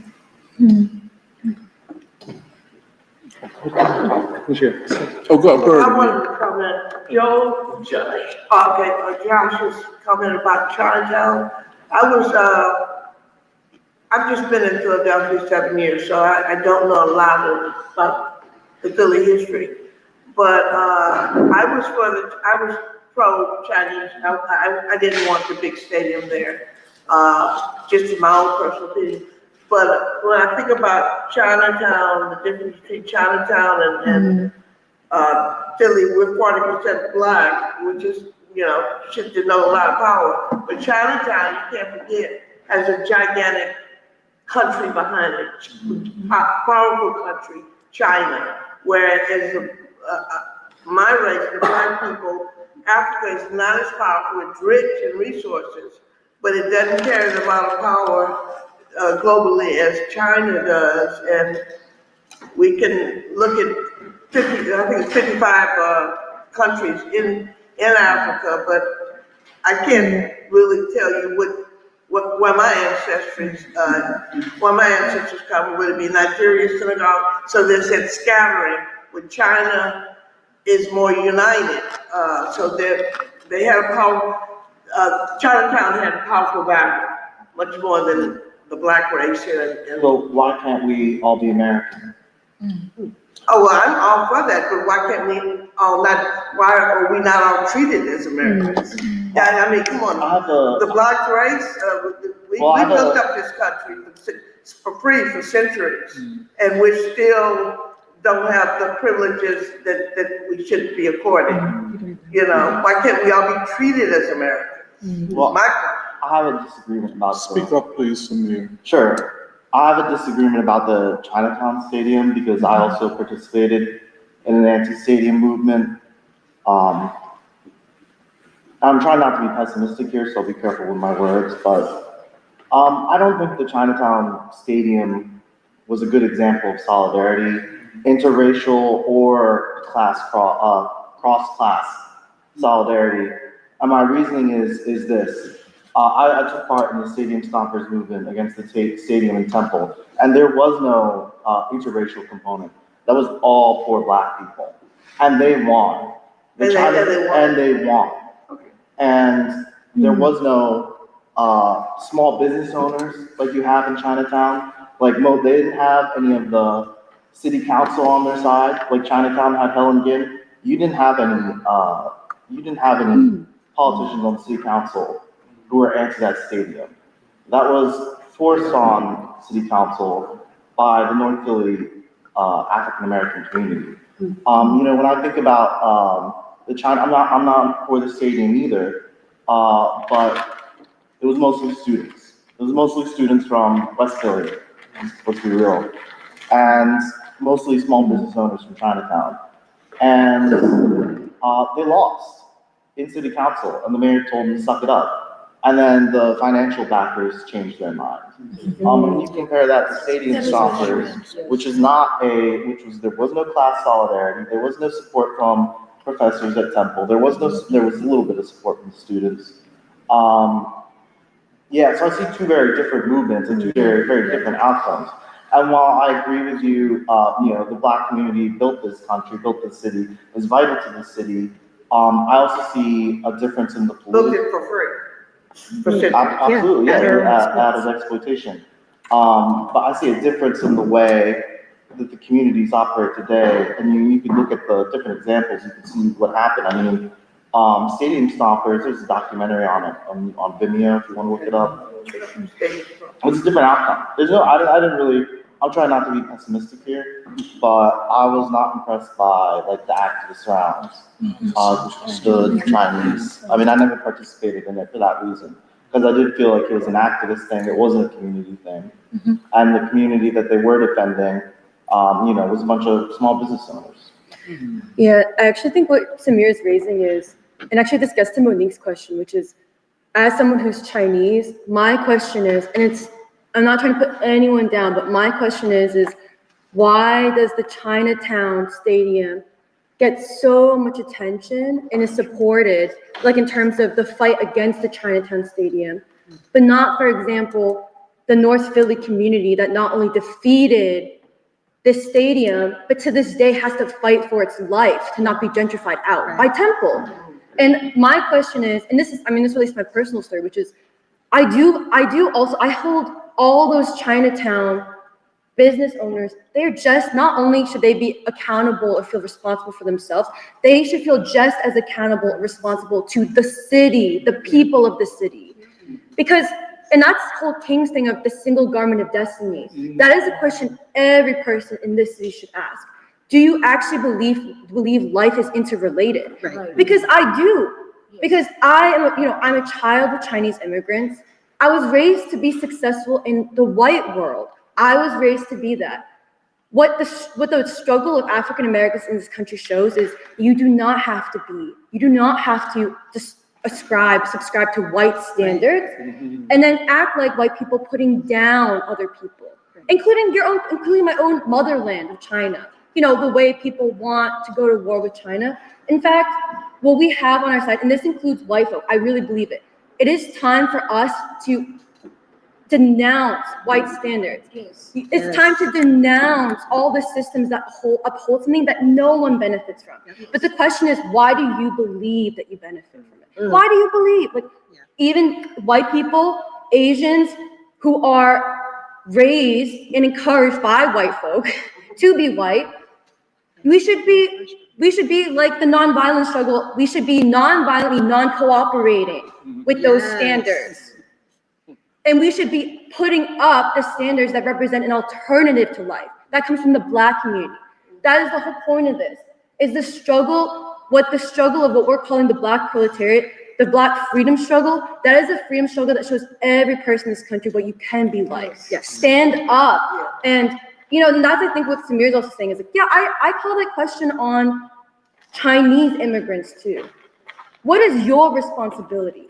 Because the struggle of the Black freedom movement actually shows Black folk have felt responsible for not just themselves, but even everyone. When are people, what the American experiment has to show, if it is to succeed, if there's to be peace, if there's to be justice, is that every person who's born here has to actually take responsibility.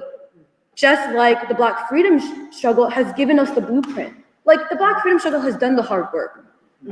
And I think that's in some ways how I see free school. What we're doing here, this conversation is definitely let us relight that revolutionary flame that was already put into practice by King, by so many people whose names we don't know, because they were ordinary people.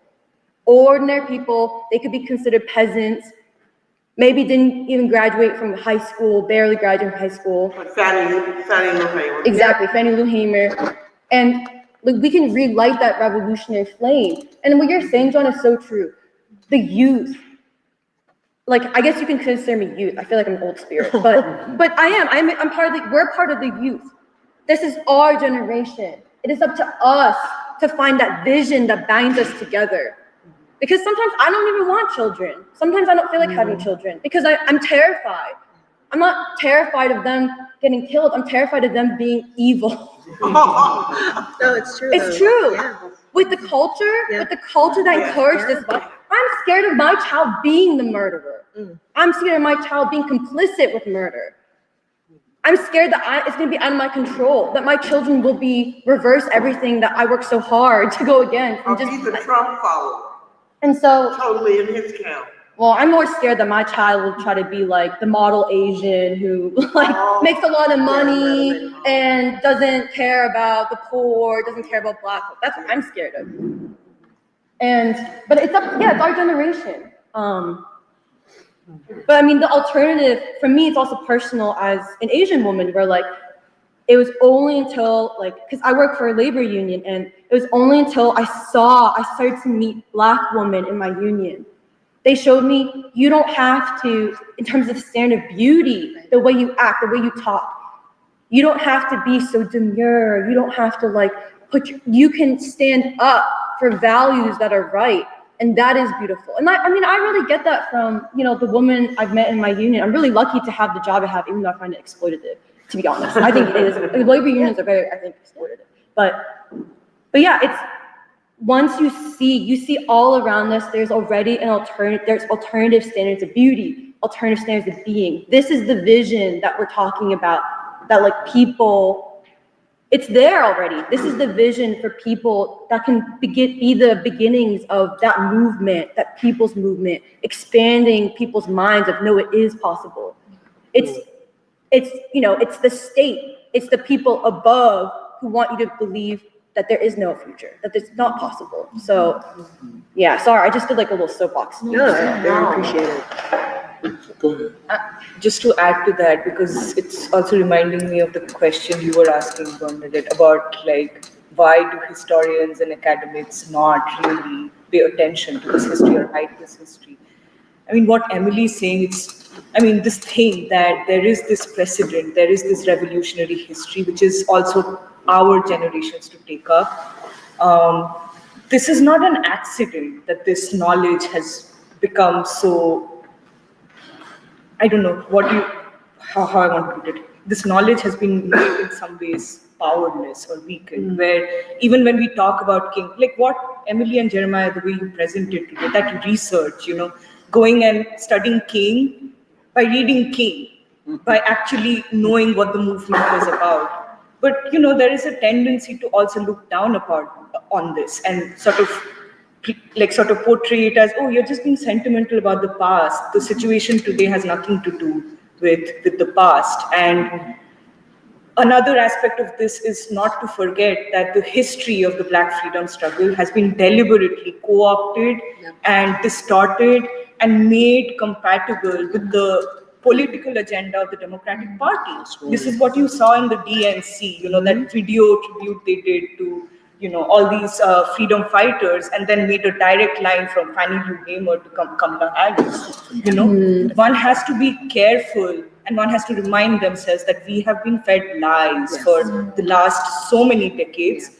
So this study, this actual research to go back and see what King was about, what Gandhi was about, what James Lawson was about, is one of the most revolutionary things you could do right now. It should not be dismissed as, this is just sentimentality. Like, what does King have to say to this generation? King has exactly something to say to this generation, what Emily is saying.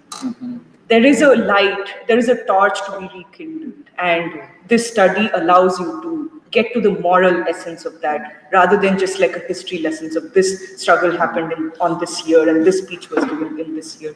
And even when you were bringing up, the Beyond Vietnam speech and the tremendous, like, it really moved me when you were talking about the last year of King's life, because it reminded me something that I read about the last year of Gandhi's life, where this entire struggle that he fought for culminated in this brutal, bloody partition of his people. And he decided to go where the violence was the most extreme, and in his last days, try and again affect that kind of change in social, ideological relationships among human beings to fix that problem of violence that had crept in. And it's a lonely task, it's a thankless job. And just is very moving the way you put it, because even the Beyond Vietnam speech, the fact that even his closest political allies or partners so were unhappy with him talking about, the war when, there was this active program ongoing for, civil rights and racial justice, so on. He had to take that very difficult stand. Actually, the way I wanted to connect it is to how you had put this question of what does a new revolutionary democracy or a new struggle for democracy look like, not just in the context of America as a nation, but America as a global superpower or an empire, right?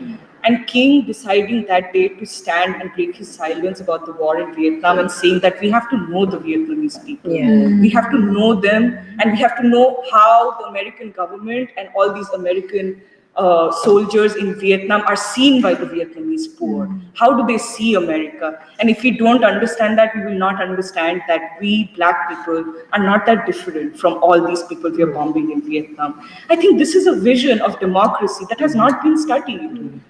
A vision of democracy that goes beyond, like he said, sectarian interests or, just national interests, to a broad vision that includes all of humanity, where everybody is your brother, and even the white person who oppresses you. I mean, that's sometimes difficult to, orient your head towards, but that's really what King was saying. And it has not been studied. It has not been studied, and I don't know, I'm getting repetitive but I think we should stop. We should stop. Everybody consciously should stop making these things seem like just theoretical or abstract concerns. This is perhaps the most important work that we will do right now. Good, Jerry. Oh, I'm sorry. I'm sorry. Well, I wanted to add to actually the part of the conversation we're talking about now, but something that Josh was saying brought me back to it. This question of, I think what you asked, the main question about the elite defection, and the way you put it as, the possibility of a reconstitution of a people against whom a counter-revolution has been waged, or basically the way I see it is the possibility of white America transforming. And I think I was thinking about this because of the initial presentations of Emily and Jeremiah, this comparison with the Russian and Chinese revolutions and India, because I think this question of the transformation, of a moral transformation of the people who had been,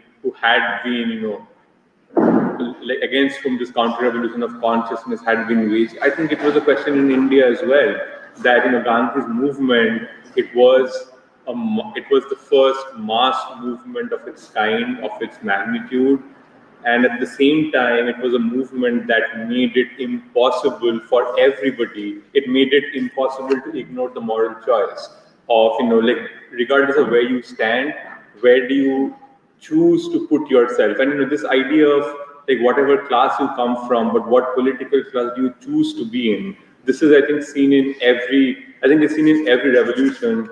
But in the context of India and the Indian freedom struggle, I think this was a question that everybody had to face, even the elite, because India did not, colonialism did not function with, the idea of the one drop rule. So you had a way to be, to be beneficiaries of empire and so on. So the counter-revolution against the Indian elite of the time, I think it was pretty successful, but then it was the freedom struggle which had to ask the question about what makes it possible, to ignore, to make it impossible to ignore the moral choice when you are in revolutionary times. And I think this is what, the thing that Nahura was also bringing up about how King sees Gandhi, that, before this period, every revolutionary struggle was, like, you could see it as based on, I think it was more simple, where you have an oppressor and an oppressed, and you see sort of self-interest being the pivotal question which drives any revolution. But then with the Indian freedom struggle and with what King did, what Black folk in America could do in the last century, I think it showed that this moral transformation, the way I think Emily was bringing up about, especially why King focused on the North, where basically injustice and inequality is not defined simply by law, but it's defined by moral attitudes. And therefore, the revolutionary struggle had to face the question of how do you face moral attitudes and the possibility of transforming it. I'm saying this because I think this is a key question that we are faced with today, given the last 80 years of this counter-revolution and this cognitive manipulation that the youth and the entire American people have been slaughtered with, or smothered with. What is the possibility of a moral transformation today? And this is why I think going back to King and him talking about where you first start is the question of, he used to talk about this idea of somebodyness, that everyone should be asking themselves, who are you, where do you stand? And I think this is something that is the broadest way of looking at how do you come together as a people, how do you become a new people, which is not going to be tied entirely by the question of self-interest. It's going to be tied by something higher. That's why what everyone is talking about, a higher calling. In talking about the three dimensions, we can talk about moral transformation, revolution of values, or of God. But I think this is what King is doing. And the thing I wanted to say is that I think, given from the last part of the conversation, that the reason we talk about Du Bois and a new theory of democracy, I think it's becoming more and more, you cannot discount it, because what he's saying is that democracy, the purpose of democracy is not simply to give rights to those who need it. It's not something for you to give anybody, but democracy is basically the nurturing of ability which hides behind poverty and ignorance. And he says that, this is the why democracy is beautiful, the way he envisions it, is because democracy is the way in which knowledge, and by knowledge I don't mean something abstract from us, but knowledge of life and experience, how this is shared, without which every state is bound to fail without this knowledge. And I think what he's saying, what the way Du Bois puts it, is that he talks about it in many ways, but especially when he talks about the role he sees that the Negro University is meant to perform, is that it is the main task is this, that Black folk in America are, no matter how integrated, no matter how much connected to white folk, it is a definite distinct group with a distinct history. And not just history, but distinct attitudes, a distinct moral attitude. And I think this is where this question of what Emily was also saying, that I think the idea that democracy is something not for yourself, but it's something for humanity, something for humanity to move to a different stage. I think this comes most clearly in this time from the Black struggle. And I think this is, I agree with everybody saying that, this is what I think we as Free School are trying to do. We are trying to get to the essence of what is the unique nature, what is the unique experience and knowledge that comes out of the Black struggle, which not just America, but the world sorely needs today. And, because, this is your point, the counter-revolution that we are faced with in America is actually a global counter-revolution. This is what we see in the world, where the color line has been instituted in the world, and it looks different. It doesn't look the same. You don't have an idea of what white people or Black people look like from India or whatever, but you do have an idea of how do you see your own poor, how do you see your own history, how do you see your how do you see yourself being an agent of history, which brings your people forward. I think this is something. I mean, this is why we look at Du Bois and King as not just. I mean, these are. I mean, not just black thinkers, but these are not even. I think they're universal thinkers of democracy, and I do think that the effect or the result of the last at least 80 or so years has been precisely to narrow them as much as possible, to narrow them into the academia, be it the academia or be it, like to see them as, just a Christian preacher, just a sociologist, just a liberal, all of this. I think this is the greatest crime that has been done, to all humanity.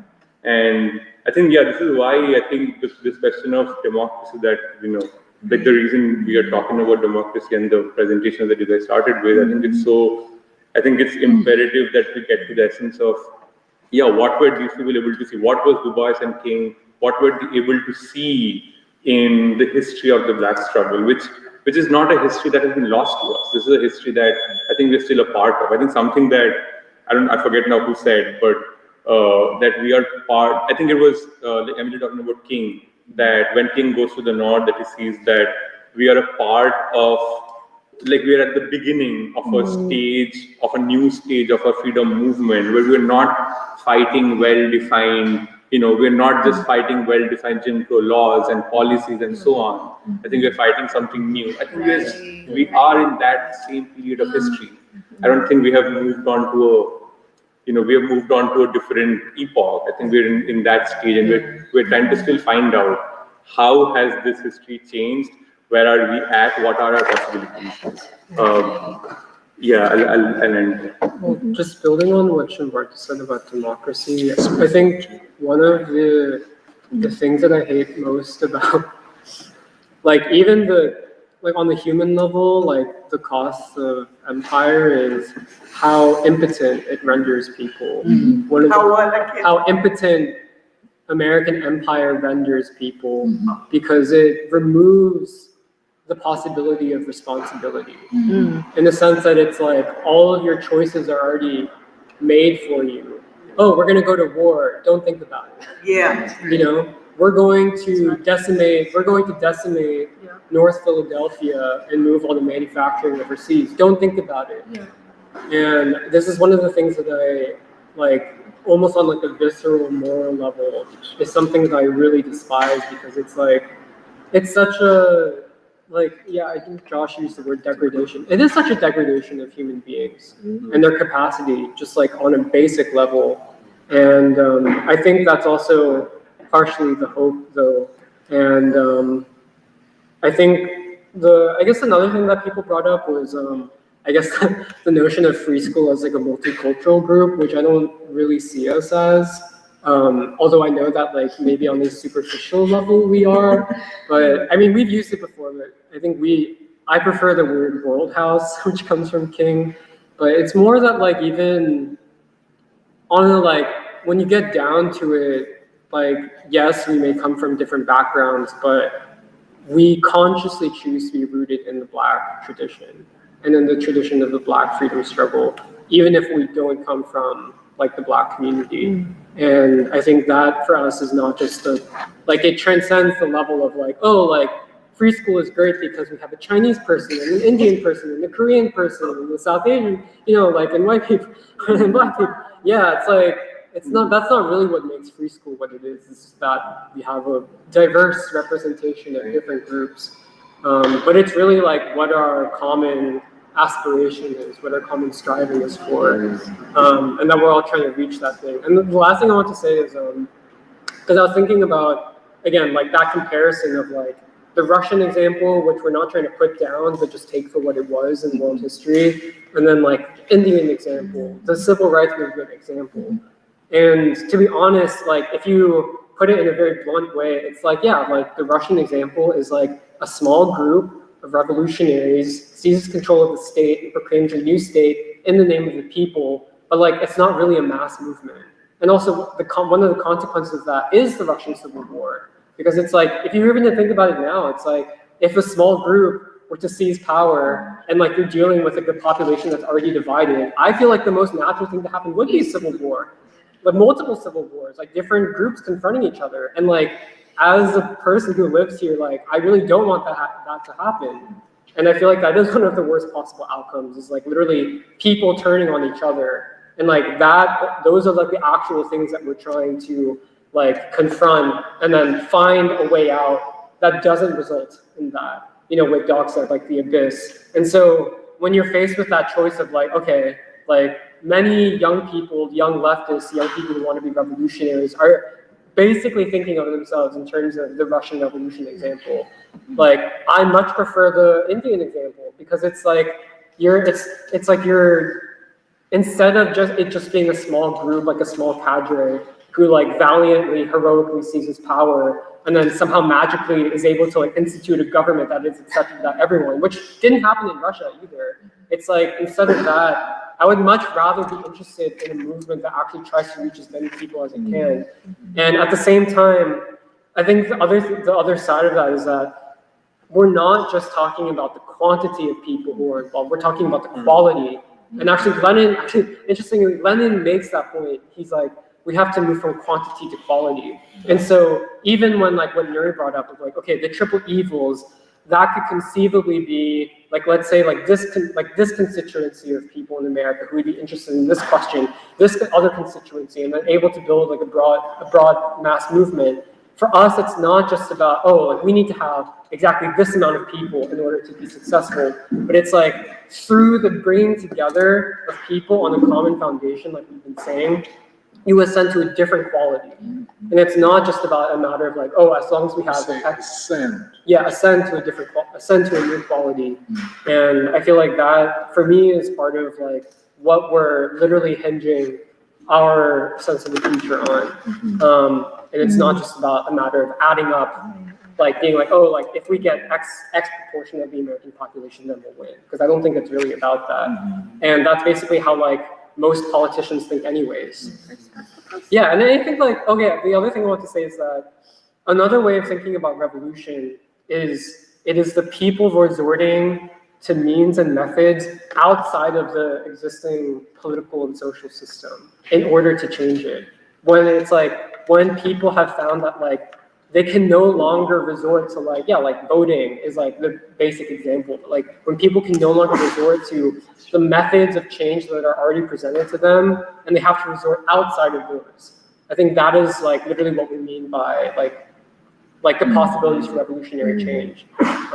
And so, yeah, I don't know, I was really excited about today's conversation. And I think it's also because I think, I can't speak for everyone, but I know for myself, sometimes dealing with like the actual like practical questions, the concrete questions is very scary, because in making a decisive determination on anything, you put yourself out there, and it's easier to deal in abstractions and in kind of vague things that sound nice, but no one actually knows what you mean, or you also can't be held accountable for anything. And so like, I'm really happy that we're like, okay, let's actually try to at least put the questions on the table first, and then try to work it out together. And so, yeah, I don't know. I was really happy with that we're moving in this direction, even though I know that for myself, it's also, it's very intimidating. So, yeah. I know we want to go to comments because it's about 2 o'clock, I think. It's after 2. But I think somehow we have to find a way that we continue this discussion. And I think, further fleshing out the dynamics and particularities of the Third American Revolution. And I think we need to make sure we use that framing of it, not a civil rights movement, a revolutionary movement, and so on. So we'll continue, I think, overlapping it with our study of deindustrialization. I think, Emily, you said there are 2 groups, one studying Black gods, one studying deindustrialization. How's that coming? We only just started meeting, so we only had 1 meeting. Okay. But there's some people are looking at what's called I guess it comes from Arthur Fawcett, who's from Philly, and I guess he was a sociologist, but I think his sister's more famous. That's the sense I get. Yeah. But he had this book called Black Gods of the Metropolis. And it's what like a lot of, I think it comes from white sociology. There are institutions, like religious institutions called cults, like Father Divine, of the Divine Lorraine, or United House of Prayer for All People, the Nation of Islam, the Moorish Science Temple. Some of us are looking at the Black Gods to also understand like what The history of consciousness. the history of consciousness, Yeah. but also like what actually do the Black Gods mean to the Black folk who worship Yeah. them and keep them alive? Like, and how is it different than white gods or white churches? And then the other, and Can I especially just say, just on that, I mean, just there, I don't know that I texted it to you. There is a discussion among these new libertarians where they're talking about white people need strong gods, strong white gods. And I found it so ironic that Fawcett and themselves have been talking about Black gods. And now they're, I just want to perhaps, but it says a lot. They do not call their gods that they're searching for representations of truth, beauty, and freedom, but strong white God. God as a warrior, God as a militarist. Don't they have Lawgiver. lawgiver? Lawgiver and enforcer type of thing. I just want. yeah, and then the other group is looking at deindustrialization and poverty. So deindustrialization as an actual like deliberate policy, anti-human policy, anti-Black policy. And so, but we only just started, and then I think you're going to take us on tours. Yeah. We'll do visits, and it's a way of also assessing, like, it's a way of assessing where are the people, like, and in some ways this gets at some of your question of like, the people, I think we all agree there is capacity, there is resistance. And I think through this type of conversation, like, how do we actually reignite that flame of vision so that like there can actually be a people's movement? So I don't know, that's some of our work, like this on Saturday, and then the reading groups, and then also some of us exploring, trying to do sociology. So we don't have updates because we haven't started, so. And if anybody's interested, I know the three of us are reading Taylor Branch, but I think it's worth getting those 3 volumes because it is like, Robert Conquest, was it, or what's his name that wrote the history of Russia? Richard Pipes. But this is even more because, anyways. So maybe we should read whatever commentary we have. Yeah, I mean, it's like 2:15, so I think we should end soon. A lot of people said good morning. Let's see. Todd had just commented Taylor Branch parting the waters, question mark. But that was like I don't think any of us had mentioned it. It was just like very early on. And then it was mostly conversation amongst the commenters today, where some people were interested in Monique's question, and we're talking about what was, circling back. And then it was, okay, Alden DVD has said, what is the difference of violence? What's the difference between violence in the name of love and love of violence in the name of self-preservation? Interesting. Let's see. Preschool doesn't claim to know all the answers. No human being does. And Dan Feldman said, regarding social relations, search anthro-complexity, specifically Dave Snowden's work.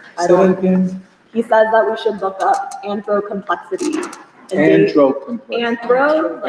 Like a human complexity. I don't know who Dave Snowden is, but maybe we can look into him. Michelle said, great question, Emily Perga. My SFS sister is breaking it down today.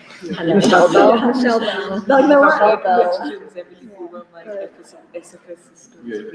But yeah, okay, I feel like we should. Good. Okay, bye everybody. We'll continue threads of this conversation next week.